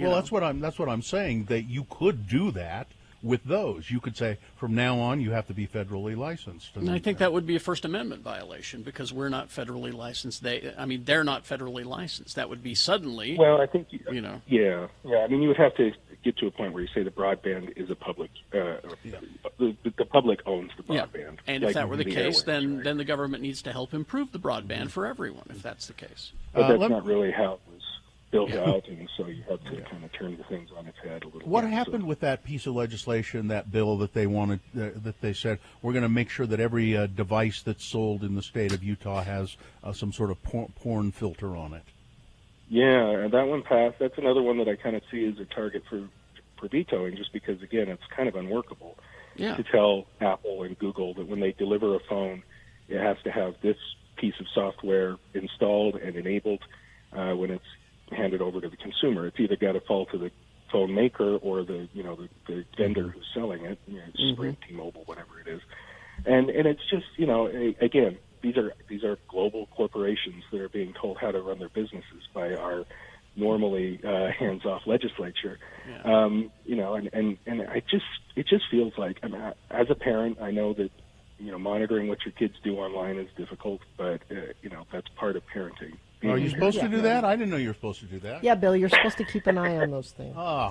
Well, I mean, maybe in this case, the state could put together some sort of group that could help parents turn on the filters for the kids' phones and devices. Yeah, I mean, to have instructions on how to download it and turn it on is that's what they should do instead of this sweeping. Installed and enabled on every single phone. Exactly. Is All right. Different ballgame. All right, Mr. Gerke, that's all the time we have. Thank you. You can read Bob. How many columns do you do a week? 3, 4? I do 3 a week, usually 3 or 4. So. All right, Robert. Thank you, Robert. See you later. Thank you, sir. Thank you, guys. Bye-bye. All right, traffic, Gina, please. Multi-vehicle crash 7th West, 90th South in Sandy. 2 lanes are blocked, both northbound and southbound on 7th West, and a westbound lane closed 90th South. Delays stacking up from I-15. And that's the only accident I'm seeing. So other than that, things look like they are moving pretty well. If you see something not moving well, slowage, as it were, 33986 is where you text in to tell us about that. All right. We'll take a break. We will be back. We got Boner Fight coming up. Stand by for that. A reasonable amount of news also on the way. YoungSubaru.com is their website. Now, if you are considering buying a new or used vehicle, think Young Subaru. They are making it as safe as possible for you. Subaru vehicles, of course, are consistently rated #1 in customer satisfaction, and the good people at Young Subaru committed to providing you an exceptional customer experience. For your safety, they try to work by appointment only. They sanitize 3 times daily. They also offer free pickup and delivery for sales and service.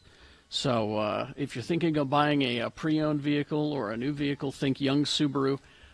What you got to do is browse the inventory, set your appointment at youngsubaru.com, okay? Don't miss the A Lot to Love event happening now at Young Subaru. There's never been a better time to get into a brand new all-wheel drive vehicle. I love Subarus. I've owned 3 of them in my life. Right now, Young Subaru, you can lease the new 2021 Subaru Crosstrek CVT for only $209 per month. See the dealer for all of your details. So go to 3920 Riverdale Road in South Ogden, youngsubaru.com. I don't know if you want to know what I've been thinking lately. What? Wade, our attorney friend Wade was in here the other day. Wade Taylor? Wade Taylor. And he brought something for Carrie, and then he brought a gift for me and a gift for Gina. And it was our end-of-life directive papers. And which I don't think I even asked him for, but he thought he was, he thought it would be. It's something people don't think to do, but they should do. And so I was filling those out, and they're kind of, and it just says, it's basically, what are your wishes? Here's what I want you to do if I'm on my deathbed. Mm-hmm. Don't take any extraordinary measures. And then, but then it made me think. So I've said for a long time, well, I want to be cremated when I die, and I don't know what your wishes are or your wishes are, Carrie. I think it's cremated. It's up to Sue. Yeah, really. Well, but then I thought, well, I want to be cremated, and then I thought, well, then I thought, well, so my brother, he was cremated when those were his wishes. My mother was not happy with that, really, but she did it anyway. But we knew that was my brother's wishes, and so he was cremated. And then I thought, but that was still, boy, the funeral, and that's also expensive, and even if you're cremated, it's expensive. And then I thought, oh, wait, though. My wife's brother, when he died, was cremated, but he not right away because he donated his body to the University of Washington in Seattle. Oh, really? So he wasn't cremated right away. When they were done with it, they take care of it. They cremated him and they gave the ashes to, and there was no funeral expense. So that's what I'm gonna do. I'm gonna donate my body to the University of Utah Medical School. That's a great idea. And so I've been looking into it, and our friend Jennifer Nozawa, some time ago, she works at the School of Social Work, I believe, at the U. She's there, and she sent me all the forms and all of that stuff. All the stuff you need. Huh? And it's amazing. So if you live within 50 miles of the University of Utah, first you fill out the forms and you give them to them. And, my father-in-law, by the way, who just died, he had also filled out all of these forms. Oh, really? And this is what happened. So he donated his body as well to the university. So if you live within 50 miles, they come and pick up your body for free. If you live without the 50 miles, then your family will have to pay for transportation costs to the U. But I live like 2 blocks away. Yeah. I'm close. Your family could walk you up to the U. As a matter of fact, my wife would say, hey, don't worry about it. We'll just throw him in the car and run him up. Yeah, get out the wheelbarrow. Yeah. So wheel him up. And then, really, that's it. There is no cost associated with any of this. As there shouldn't be. Yeah, You're donating your... Yeah. And then they will keep your body for as long as it is useful to medical students. To study. For whatever. So it might be a year. It might be as long as 3 or 4 or 5 years. And then they cremate you and they return. If you don't want the remains, fine. They put them in a memorial wall. There's a memorial someplace. There's a whole thing of body donation facts and figures. Uh-huh. Average number of bodies donated to the U every year is 40.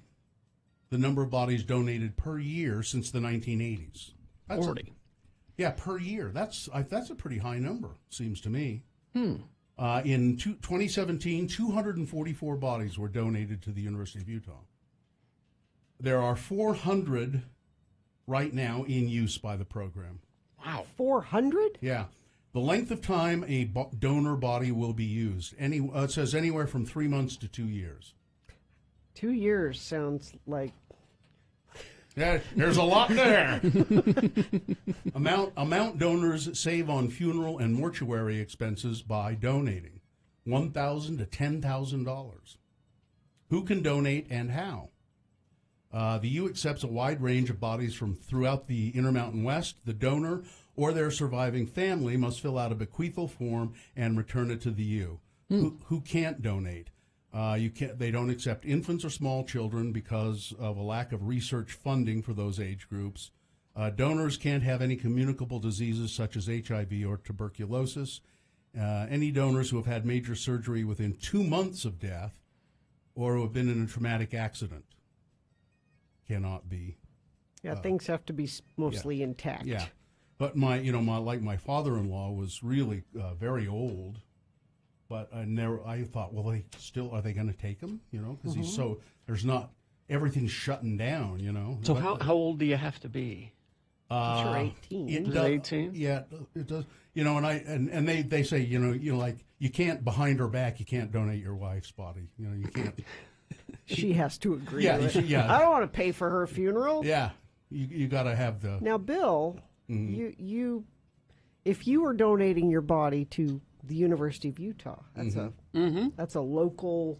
Guess that. Hey, I wonder if it's a tax write-off. Well, no, I just mean there will be people that might recognize you. Yeah. Here's what I need you to do I'm now. sure. Here's what I need you to do now. You need to get a new tattoo right here that says, "Don't you know who I am?" That's a great idea. That I'm going to do it. I'm going to do it just right over my left or right. Yeah, just right there where the Izod thing would be on your shirt. Just a joke.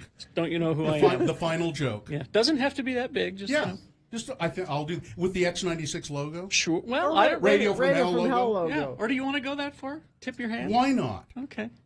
Why not? Carrie, should we give a prize to the person that notices it? Well, that's going to assume you guys are still working. The medical student that notices. So we have like an email address next to it? That says, to claim your prize. To claim your prize. Yes. Yeah. I mean, why not? So let's not have the logo on there. It should just say, "Don't you know who I am?" to claim your prize. Email. And then we'll get like a Gmail account or something. Yeah. Now let me check. I don't want this to queer the deal. I'm going to check, to make sure that this little inside joke isn't, It should be, "Don't you know who I was?" No. Well, yeah. Well, no, you could still am. Am still quote. works. Yeah. Yeah. Just the quote, "as he was in life." That's my ex-wife always said she couldn't stand the thought of donating her body to science because she couldn't stand the thought of these medical students, looking at her and making jokes and like taking her hand and going, hi. How's your hearty handshake now, Bill? Yeah, that kind of stuff. No, I said, "What do you care? You're dead." Yeah. Take whatever you need of me. Mm-hmm. I have no need of it anymore. Well, do you have any thought of doing that? I have. My thing has always been whatever my kids want to do with me is fine. I don't care. Mm-hmm. It's up to them. But you have to you should make your wishes known so they don't have to struggle over it. I know. Yeah. So you should put that in writing. Because I don't. I really don't. I mean, I don't want them to argue about it. Because one of them might have one idea, the I other know. one have another idea. So, no, I true. think Mom would want this. No, but I think we should do this. You should say what you want. That's true. Because what I want, I don't care. But maybe in the interest of not having a fight after I'm gone, I should. You should say, "Please take my ashes to a Robert Plant concert."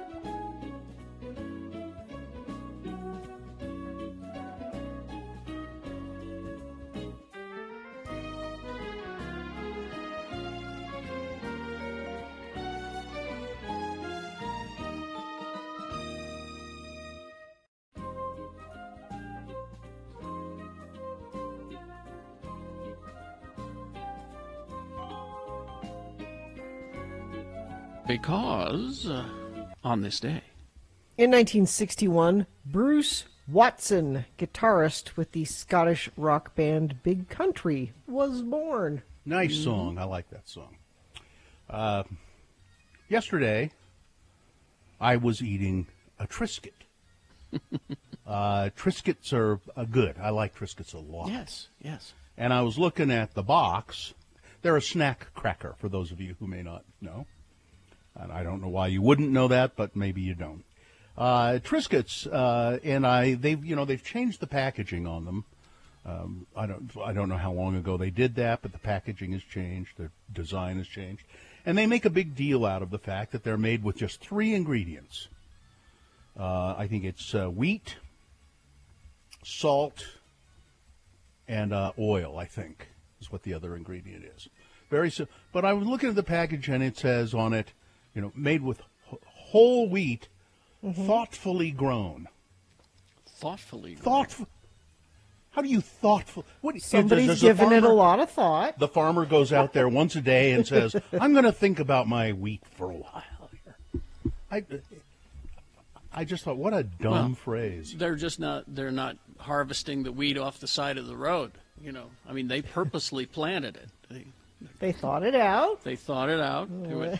This really is where the planned rows it will out. go, and this is how we'll harvest it, and this is how we'll water it, so it's thoughtfully grown, as opposed to just wild wheat that you find. Haphazard wheat. Haphazard wheat. Okay. Maybe we ran across some wheat. Maybe, hey, I see some wheat over there. We can make a Scavenged Triscuit wheat. out of that. Scavenged wheat. Exactly. So. Triscuit. Happening all around the house right about now. I'd like a Triscuit. I'd like a Triscuit. I'd like a Triscuit. I know my family, and when they'd like a snack, they'd like a Triscuit wafer. Great with cheese. Or with a dip. Neat with jam. Or just by themselves. And they really are good. Triscuit wafers, they're made from 100% natural whole wheat. And that's good, too. A Triscuit baked only by Nabisco. You're They have all only different- limited by your appetite. That's They have all different flavors of them now. Yeah, Like now- they have a balsamic vinegar one that I like. My daughter is she loves Triscuit, but she only wants the originals. They've got cheddar Triscuits, fire roasted tomato and olive oil, That one's really good. avocado. No, I haven't tried this one. Avocado, cilantro, and lime, That one's really good too. and roasted garlic. I don't see the balsamic vinegar one, Gina, and I'm on Yeah, the it's- official Triscuit website. Hold on. I've had it What? before. Oh. But original don't- Triscuits, peanut butter and chocolate chips is one of my favorite little go-to snacks. Oh, really? It's wonderful. Here's what my daughter does, and which I really, it's very tasty. So she gets a plate, and she lines the Triscuits up on the plate. Okay. And she makes them in a row so that they're all together. And it's probably, about 12 or 14. Okay, fine. 12 or 14. Yeah, okay, I didn't know fine. we were talking Triscuits, and you doubted the existence of the I balsamic just said it vinegar. wasn't. It's not on the website. It's not on the website.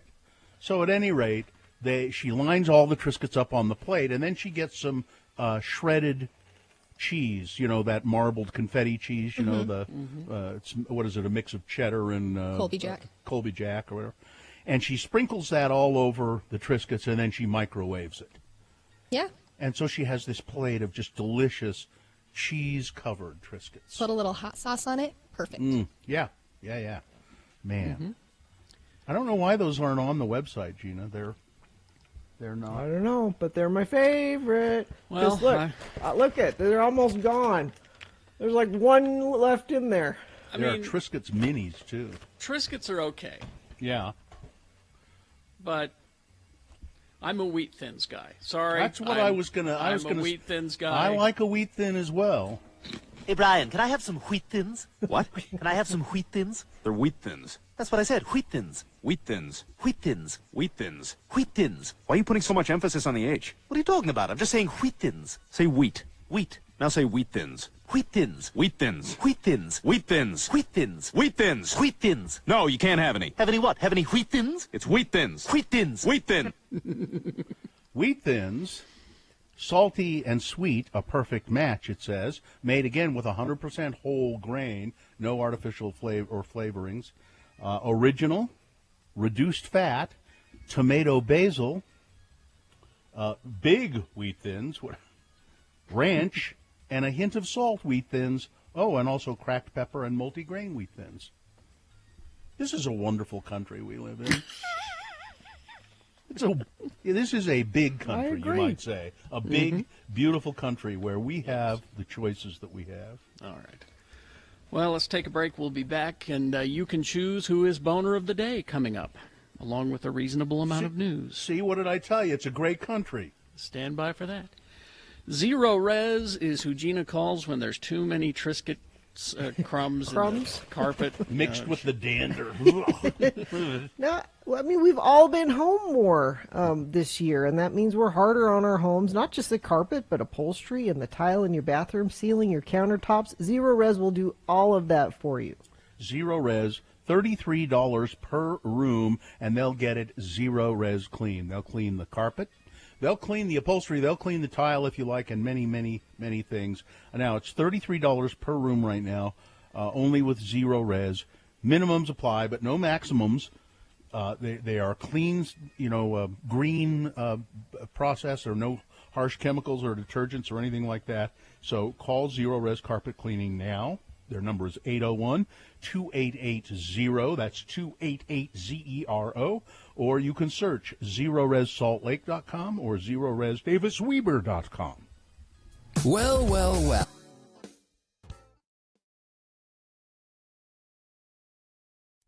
God. God. Spell it with me now. G-O-D.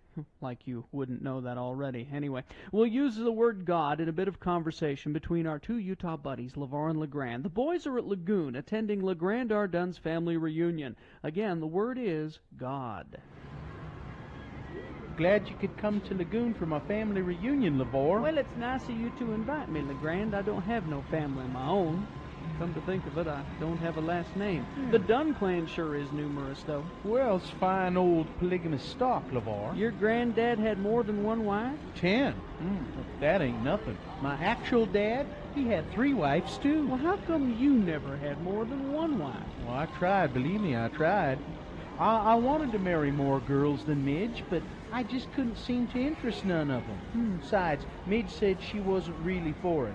Said there wasn't enough man in me to go around, whatever that means. Hey, listen, which ride do you want to go on before the kids find us again? Well, let's go on the Sky Ride from the north end of the park so as we can look down to Bountiful. I want to see if I can see the new temple up on the hill there. You can see it for a long ways. I was driving down from Ogden, up there cruising for stuff at the DI. You know, that's a really good DI up there. Anywho, you can see that Bountiful temple from Cherry Hill on the old highway, but then you lose sight of it when you drop down here by Lagoon. Well, I've actually drove up to it. Drove around that temple and such. And how'd you get there? Just drove down I-15 and then got off at the Bountiful exit and then headed east. Just got off at the main Bountiful exit, huh? Yep. Hey, you know what I need right now? What's that? Need me a slush puppy. It's god-awful hot out of here all of a sudden. Sure has. And nothing will cool you off like a slush puppy. They got all the flavors? Yep, they got the blue, the red flavor, the green flavor, and the most cooling flavor of them all. Yeller. Got 'em all, huh? Got 'em all.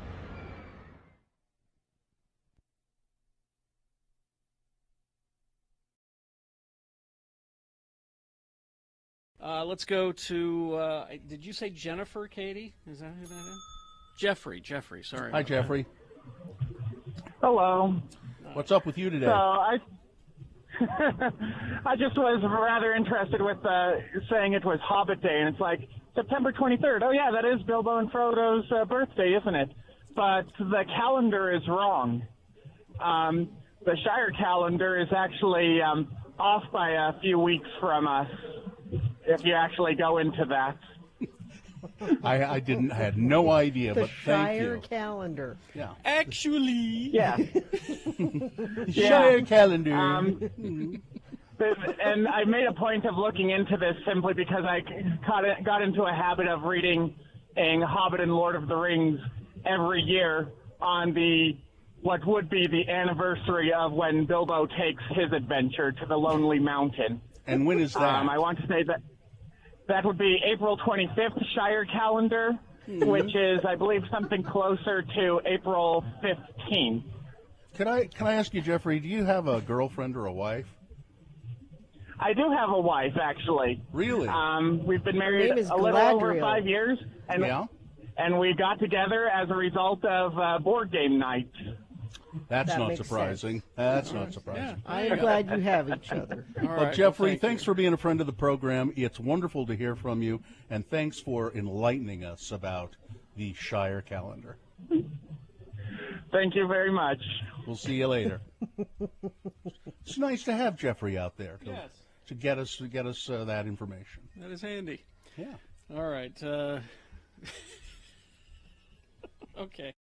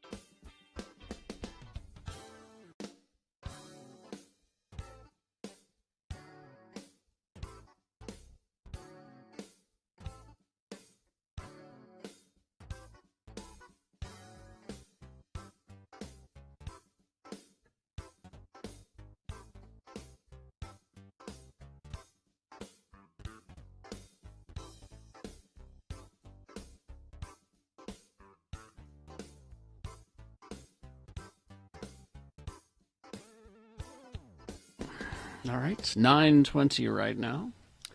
And we do have Boner Fight coming up here in about 6 or 7 minutes. So before that, a reasonable amount of news brought to you by Young Power Sports in Centerville is Utah's newest power sports dealer. Tri-City Performance is now Young Power Sports in Centerville, your Polaris and Victory motorcycle dealer.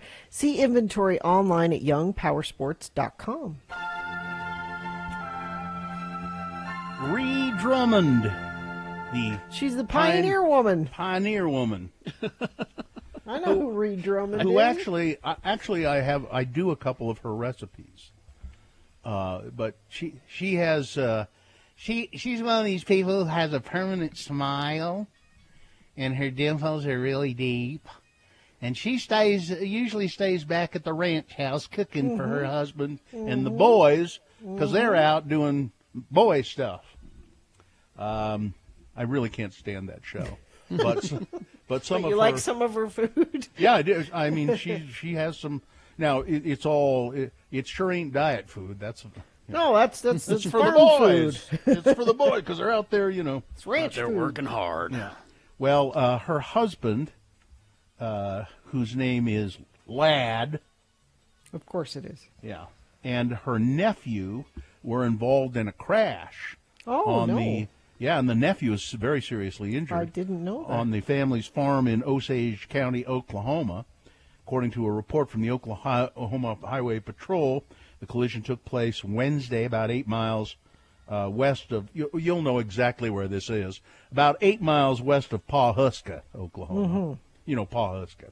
Sure. Lad and Caleb were each driving a fire truck on the county road. Caleb was driving southbound while Lad was driving northbound, and they hit head on. Oh, jeez. Now, part of the problem was there was high wind, it was a gravel road, and there was a lot of dust, and they apparently didn't see each other. Oh. And they were driving these fire trucks to go help fight some brush fires. Lad refused treatment at the scene, but Caleb had to be taken, rushed to the hospital in critical condition. He was thrown 70 feet from the vehicle. Neither one of them was wearing a seatbelt. 70 feet he was thrown from the vehicle. He had a lot of broken bones and internal injuries. That's terrible. They'd been going to fight some of the fires that are burning around in that area. Let's see. The health department says, when Governor Cox said April 1st, all Utahns adults will be eligible for the COVID vaccine. The health department says, what now? We're doing what now? You what? Yeah. Huh? Guess we better get ready for that. The health departments across Utah are trying to figure out just how to meet Governor Spencer Cox's goal of opening up vaccine enrollment for every single adult in the state. They're calling Spencer's Thursday announcement kind of a surprise. The vaccine rollouts have been steady. Yeah, but great. I mean, geez, you get it in every arm. Let's go. They've been incremental. They've been working down in age and up in health conditions. But according to what Governor Cox is now saying, that's all expected to change on April 1st. Quote, we got surprised just like everyone else when the governor's office announced that, said Davis County Health Department Communications Manager Trevor Warner. Though it might seem like an April Fool's joke, considering health departments like Davis County are neck deep in appointments for the 50-plus population, which opened last week, we're working to transition our vaccine rollout to accommodate this unexpected change, he said. You'd think that the governor would consult with the health departments before. A quick call. Can you do this? The U.S. Transportation Department has granted approval for a new airline in Utah. Really? Led by David Neeleman, who started JetBlue 20 years ago. They've been talking about this for a while, right? Breeze Aviation Group has up to 1 year to begin flights using up to 22 planes. According to an application submitted last year, the airline plans to fly to neglected or forgotten markets using smaller planes to reduce costs. Company representatives said that many parts of the country have seen air service decline as big airlines focus mainly on the big airports. Yeah. Neeleman, who co-founded, remember this, Morris Air back in the day, which was an offshoot of, I think his mother started Morris Travel, the travel agency, and he was in that with his mother. And then they said at some point, why don't we have our own planes and fly to, travel to travelers, vacationers to Mexico mostly. I feel like we did one of our Radio from Health trips to Mexico on. We did. Them. We did. Yeah. Mm-hmm. And they were in kind of a transition period at that time. But it was, I believe it was a Morris Fun Jet, they used to call it, right?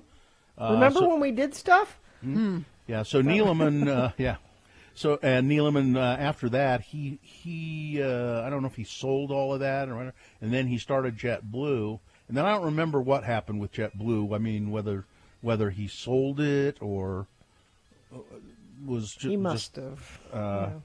But it says he was the CEO of JetBlue until 2007. He left JetBlue to found a Brazilian airline called Azul. And he was the chairman there until 2017. Now he's come back and wants to do Breeze Air. Azul, get it? Like JetBlue, but Azul. No. So isn't that some kind of god? No, it's blue, right? It's blue. Is that the word for blue?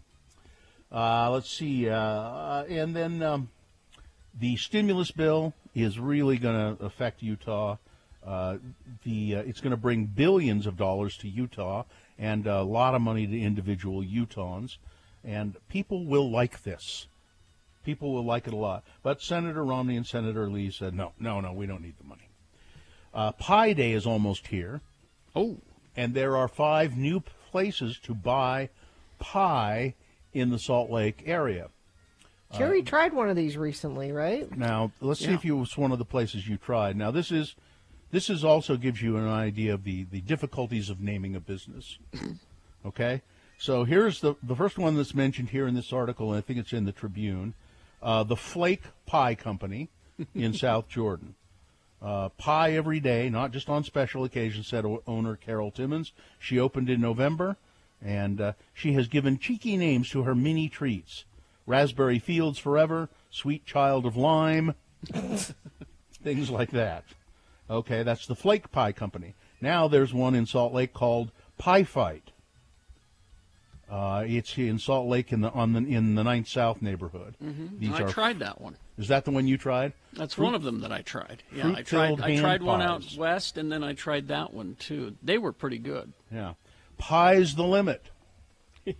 That's Dominique Wilson. Dominique opened that one. Oh, it's in, where is it? It's a pickup-only shop, so you order and then you go pick up your pie.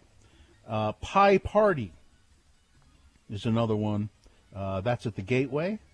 And then Your Pinus Bakery. Your Pinus. Your Pinus Bakery. So you have to have a cheeky name in order to have a pie shop. Apparently. We went to Pie Fight, and what I liked about them is that they're small pies. You don't have to buy the whole standard size pie. It's just a small pie, you know? Excuse me, it's a hand pie. Yeah, just enough. No, this is not a hand pie. This is a small pie. It looks like a pie. Yeah. The hand pies are at Pie Fight. Oh, Flake. Flake is where the hand pies are. Excuse me. And they're covered. They're like a turnover Yeah. kind of a thing, and they do savory ones now. Okay. So let's see. Are we done, or we got one more here? It's Boner Fight with Radio from Hell on X96. I'll do the boner candidates here in a second. But I just wanted Gina to know they have found the world's oldest pet cemetery. It's in Egypt. Of course it is. I wanted you to know that. So.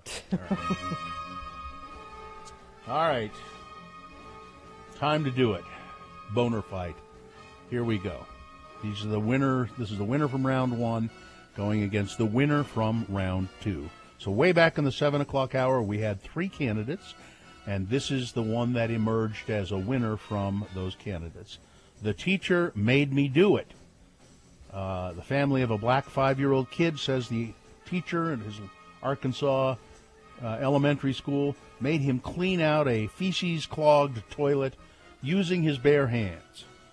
Because I mean, I was the one who clogged it up. I'm sorry. The teacher made him clean it with his bare hands. That goes against, well, if masks are so great, why didn't we need them during the AIDS crisis, huh? That's a Arizona Republican representative who asked that to the bemusement of other members of the Arizona state legislature. All right. Boner candidate number 2. Okay, before we vote for Boner of the Day, just a quick clarification. Flake is the ones that's the little pies, and they were out west. Pie Fight is down at 9th and 9th with the hand pies. Okay. All right. There we go. It is time for Boner Fights to determine Boner of the Day. You've got to decide of these 2 candidates which one is the worst, which one deserves to go forward to to become Boner of the Day. For today. 1 or 2. Remember your candidate number, the one that you think should win. Put that single digit in the message of a text. Text it to 33986. Or you can call the producer's booth at 877-602-9696. Use your voice to vote. Or go online, x96.com, look for the box that says Boner Fight March 11, 2021, and vote there. Chances are when you get to the website, you won't see that box right away because we just put it there. So refresh your browser. It should appear, and you can vote online for this Boner of the Day. You have until the end of these messages. Let's go. I was worried you guys would hear Mohammed ordered a duck call a while ago, and it finally arrived. So he's been walking around the house tooting on his duck call. Now, did he get that from the Duck Dynasty people? I hope I'm not. not sure where he got. Here, I'll grab him real quick. What's the name of their duck? Is it Duck Commander or something like that? I don't know. Now, see, I'm trying to figure out why he would have a duck call. Now, I had a duck call growing up because we would hunt ducks. He has been duck hunting. Has he been? Yeah, I think Gina's told us the story. He has been duck hunting with his uncle or something. Interesting. Yeah. Because I have a passing familiarity with duck calls. I think the Duck Dynasty people, their company was called Duck Commander, but that's how they made their millions of dollars. Is with a duck with duck calls. With the duck calls, yeah. That's how they made all their big Okay, money. show him your duck call. So there's no, wait. Blow First in of it. all, wait a second. First of all, I want to know what brand this is, Mohammed.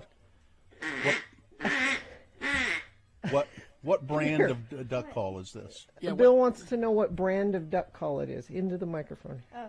It's a Ducks Waterfowl duck call. Ducks Waterfall. DUX is a brand. DUX. I see. Okay. Okay, one more toot and then go to school. Okay, have a good day. Yeah, that's important. It's important that he have one of those. I can do He's that. my little hunter. Yeah, He's my little outdoorsman. Carrie was wondering why he had it, and I said, well, I remember the story. He's been duck hunting. He's been Oh, duck yeah. hunting. Okay. He's my outdoorsman.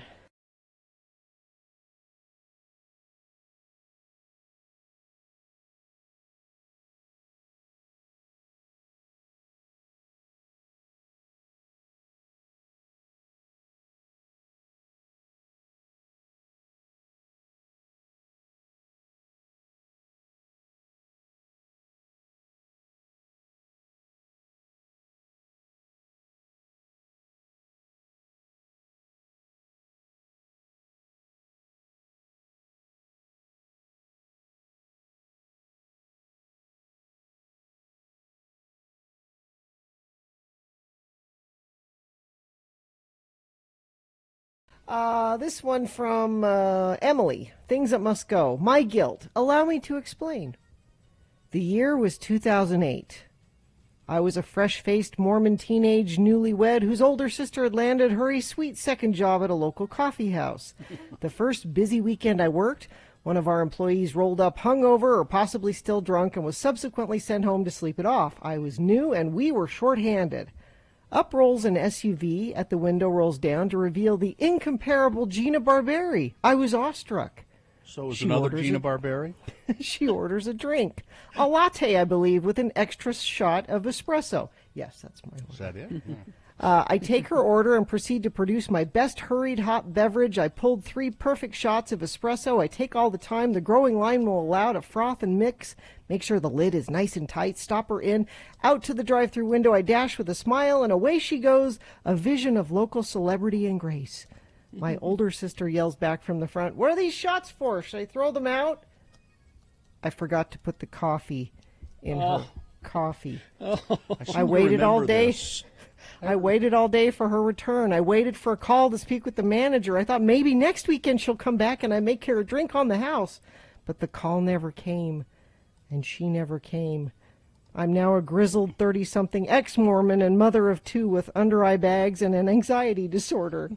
I now know how much the caffeine probably meant to you. I thought I ruined your day with a coffeeless coffee. It's haunted me for more than a decade. I am sorry, Gina. Please accept my apology. Allow me to make it up to you. Can I buy you a drink sometime? Maybe a pair of those fluffy socks you're so fond of. Thank you for letting me listen and for allowing me the pleasure of serving you an albeit inferior beverage all those years ago. Long-time listener, first-time complainer, Emily. How many years? 10. 2008. Oh, my God. Did you come to work? I seem to remember you coming to work and Yeah. then going, I And have going, nothing "Yeah." but foam here. There's no coffee in this coffee. Here it is from 2000. I love that. I love this.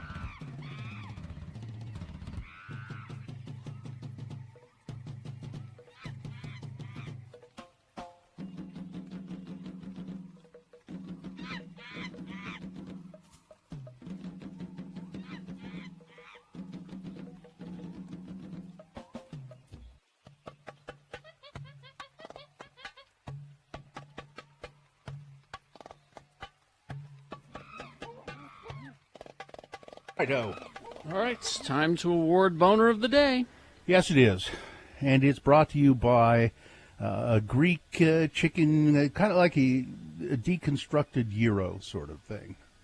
And thinking of buying a new car, think Young Subaru, located at 3920 Riverdale Road in South Ogden. Browse inventory online and set your appointment today at youngsubaru.com.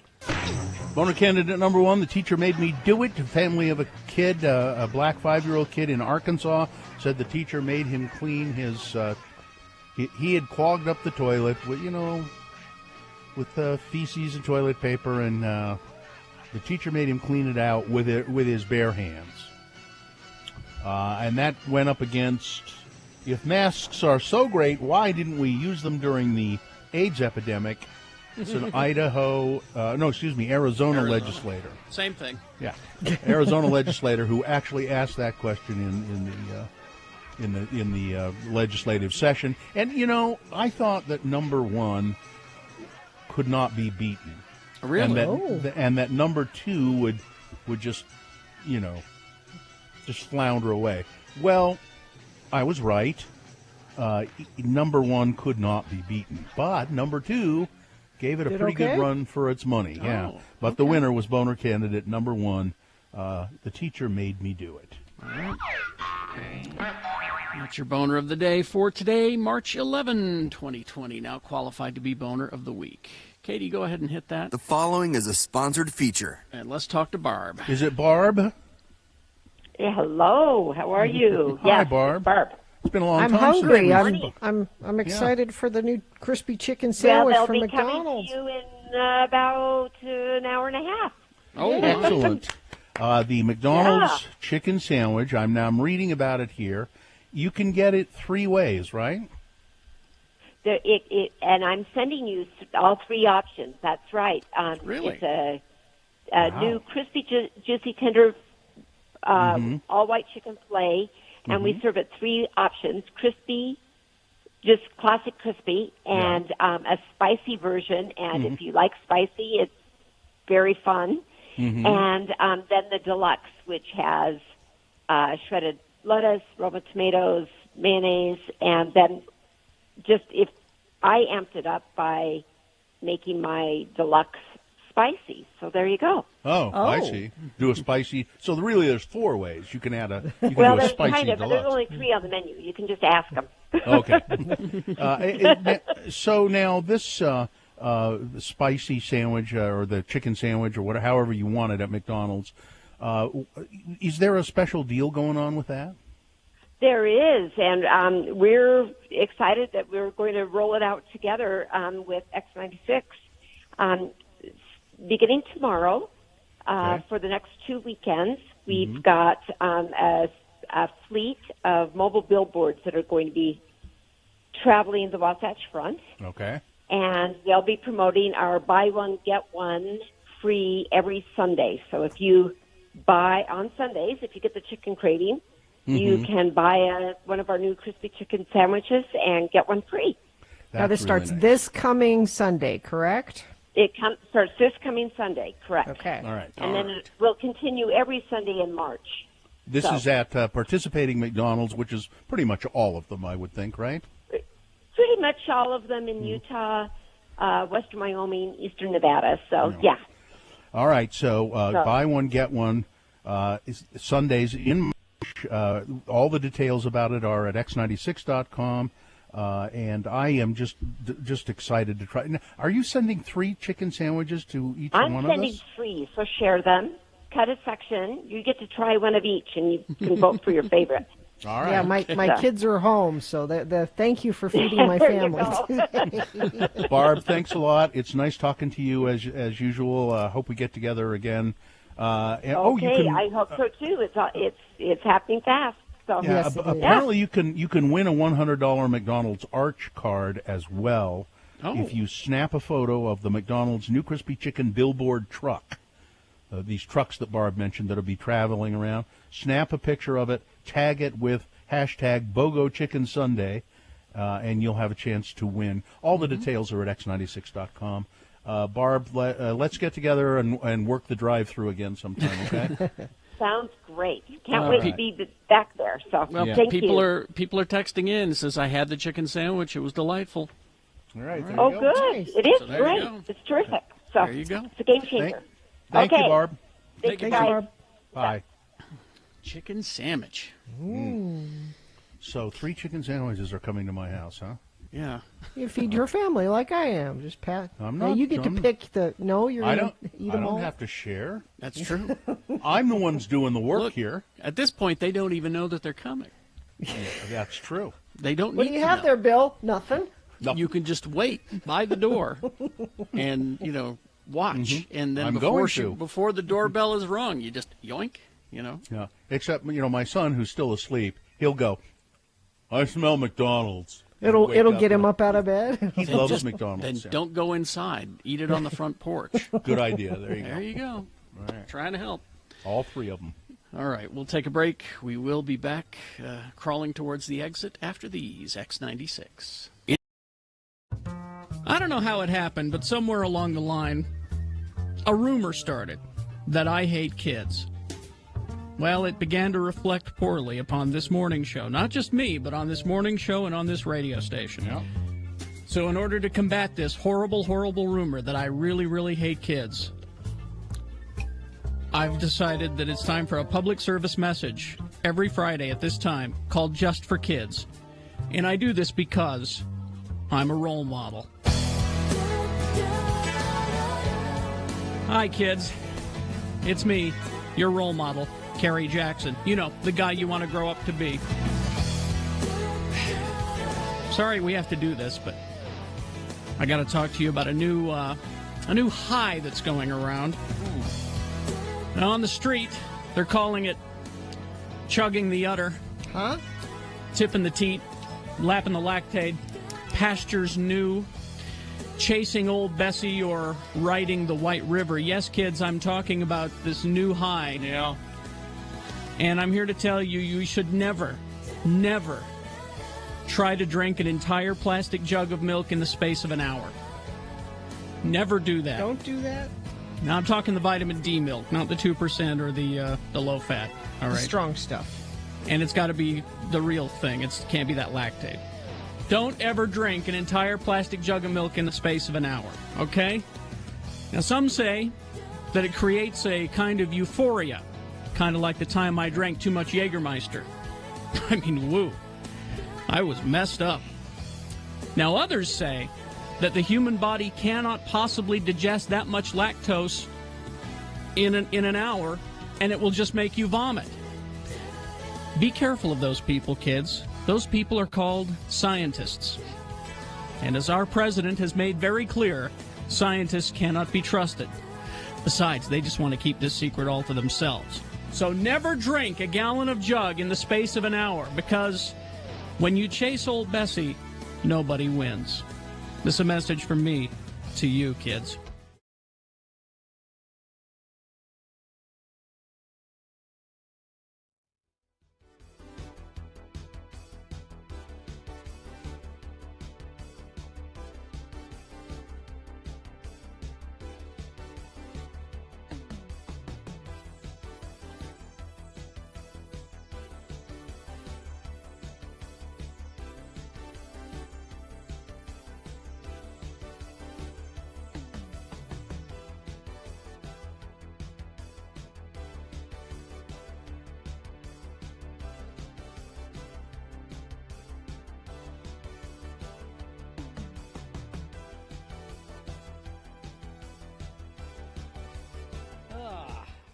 Bob's House of Hose.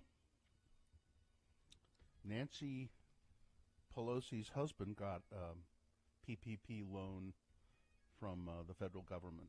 Did Bob's House of Hose get a PPP? I don't know. I'll have to check with Bob and see. Bob's House of Hose did not receive PPE.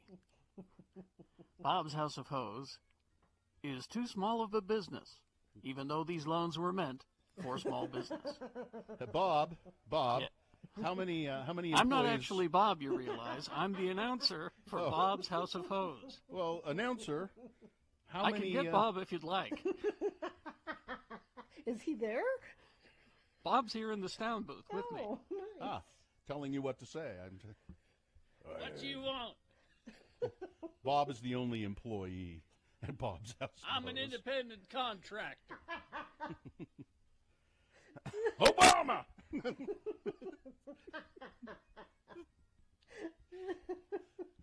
says Bob House of Hose. Obama! Contrary to popular opinion, I'm not Bocephus. Obama! There he is.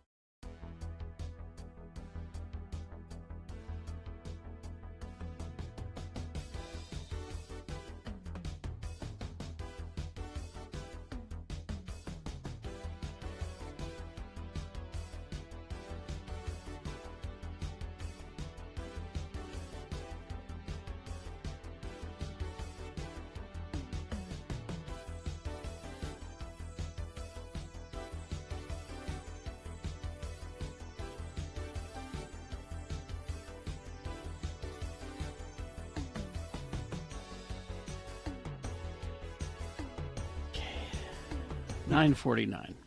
Well, we're here at the end of the show, and now Yes. we've run out of time to talk about the one thing I wanted to talk about today. No, we got 5 minutes. Getting a PlayStation 5? No, I'm still working on that. No, this important topic has come up. What's that? It's all over social media. Mm-hmm. A recent study shows that more and more millennials are ditching the top sheet when it comes to making their bed. Nearly 40% of people just want a bottom sheet, no top sheet. Hi. Get out of town. That's me. Oh. No top sheet? No. Hmm. It gets Katie, too why? confusing. It gets so confusing, and then you have a sheet for nothing because half of the time it gets too hot. You are the anyway. producer of a major radio broadcast, and you're confused by sheets? No, I just don't. There's no purpose personally, and also I have a problem with my feet or like my heels get kind of flaky and stuff, and when they catch on certain Too much information there. when they catch on the sheets, I can't sleep. It annoys me. So I have to alert HR that you're giving us too much information. anytime. Good luck with that. She won't stop talking about her feet. Now, I didn't know this was a thing, What? but this no top sheet thing. But I argue with my youngest son all the time about the top sheet because he's constantly pulling it off his bed. Does it He serve a hates the top purpose? Yes, it's a cleanliness purpose. You're washing your 'cause sheets then anyway. No, that's what I'm saying. You get in between the bottom sheet and the top sheet, and then you take those off and wash them. You don't wash your blankets and duvet every week. Oh, I totally do. You wash your blankets? It's easier to wash a sheet. It is easier to wash a sheet, but You're going to sleep under a filthy blanket. Well, and see, people they're weighing in. Amanda, nobody likes top sheets. Tiffany, I like top sheets. I like Triscuits. Guy, nobody likes top sheets. People like cozy blankets. Top sheets are the worst. I use my 25-pound weighted blanket. I hate sheets without purpose. aha, see, Here's I'm not the another- only one.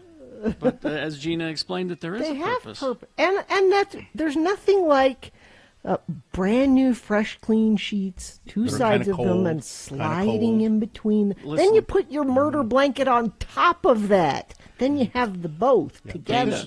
Dana says, and this is true, it absorbs the night sweats. Sure. It's true. Isn't- Menopause is the thing. Isn't this something that we can all just say, we'll have to agree to disagree on? Yes. See, when people are saying they wash their duvet every week, you pull the duvet cover off the comforter. Those are the biggest pain in the ass to put back on. And I'm lucky I have a brand new washer and dryer that fit them both. You throw the whole thing in there. I just I like a soft blanket, then a comforter on top of that, but top sheets are just pointless, Amanda says. I think Amanda's exactly right. And is the name of this feature Sheetin' Around? Brett wants to know. What I'm getting from this is I need to back off giving Muhammad a hard time about taking his top sheet off, because apparently it is a preference that is ubiquitous. But I totally agree with that. But I don't get it. I like agree with you, the two sheets. I agree with you.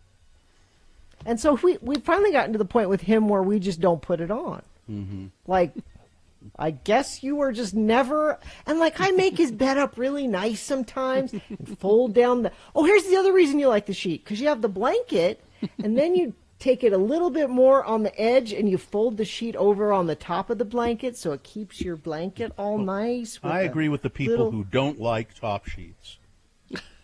And you know what? I also agree with the people who like them. I agree with both of them. And I think you ought to have your son make his own bed. No, I'm saying he does, but sometimes I try to like win him over to the top sheet by making his bed look all nice. Mm-hmm. Well, I'll just say this. If you're checking into a hotel, for example, you want that top sheet. Mm-hmm. You don't want to be just exposed to that comforter that Because many they people don't have used. used. Those every they time. They don't get washed every time, so you want that top sheet in a hotel. Gene, I don't know what you think you're trying to do. Appeal to the bedding aesthetics of a 14-year-old duck hunting soccer player. Can't you appreciate the aesthetics of the sheets? No. There's nothing like crawling into bed and having it just like you draw the sheet down and the blanket down and you fold it over. I agree with that. That's wonderful. Now we're being labeled as top sheeters. Top sheetists? Yep, we're top sheeters. I agree. Listen, I'll just close with this, and this is all I have to say. Being the spokesperson for Brooklinen.com, I have a certain responsibility. I have a certain responsibility to. Yes, you do. You are pro top sheet, Kerry Jackson. I'm required in this instance to be in the top sheet firmly in the top sheet category. Absolutely. I'm a top sheeter. And the name of this segment was, in fact, Who Gives a Sheet? That's. Thank you, Robert. I could give 2 sheets. You can keep going with it. Yeah. All right. Well, let's do the promo, and we've got stuff to do after that.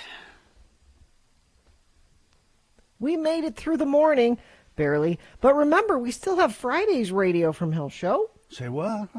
Oh, yeah, and we're interested in answering the best question of the week, so we need some. That's at 8 a.m. So send us best questions at radiofromhell@x96.com. Then at 8:45, Mayor Wilson joins us for our weekly Salt Lake County update. And as always, Dave the Flower Guy will be along to crown the winner of Boner of the Week. You won't want to miss Friday's Radio from Hell show on X96. Okay. So I guess people who think deeply about sheets, you could call them sheet heads. You could. It goes on and on and on and on. All right. I think we got it taken care of. Let's see. Yeah. Oh, I got an email from Todd. I'm okay talking about this. We're going to try to get Tim from Rise Against to call in sometime next week. Oh, okay. Because they have a new song. Well, that's cool. Yeah.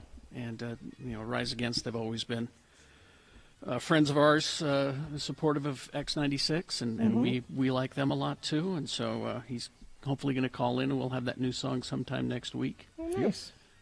So be ready for that.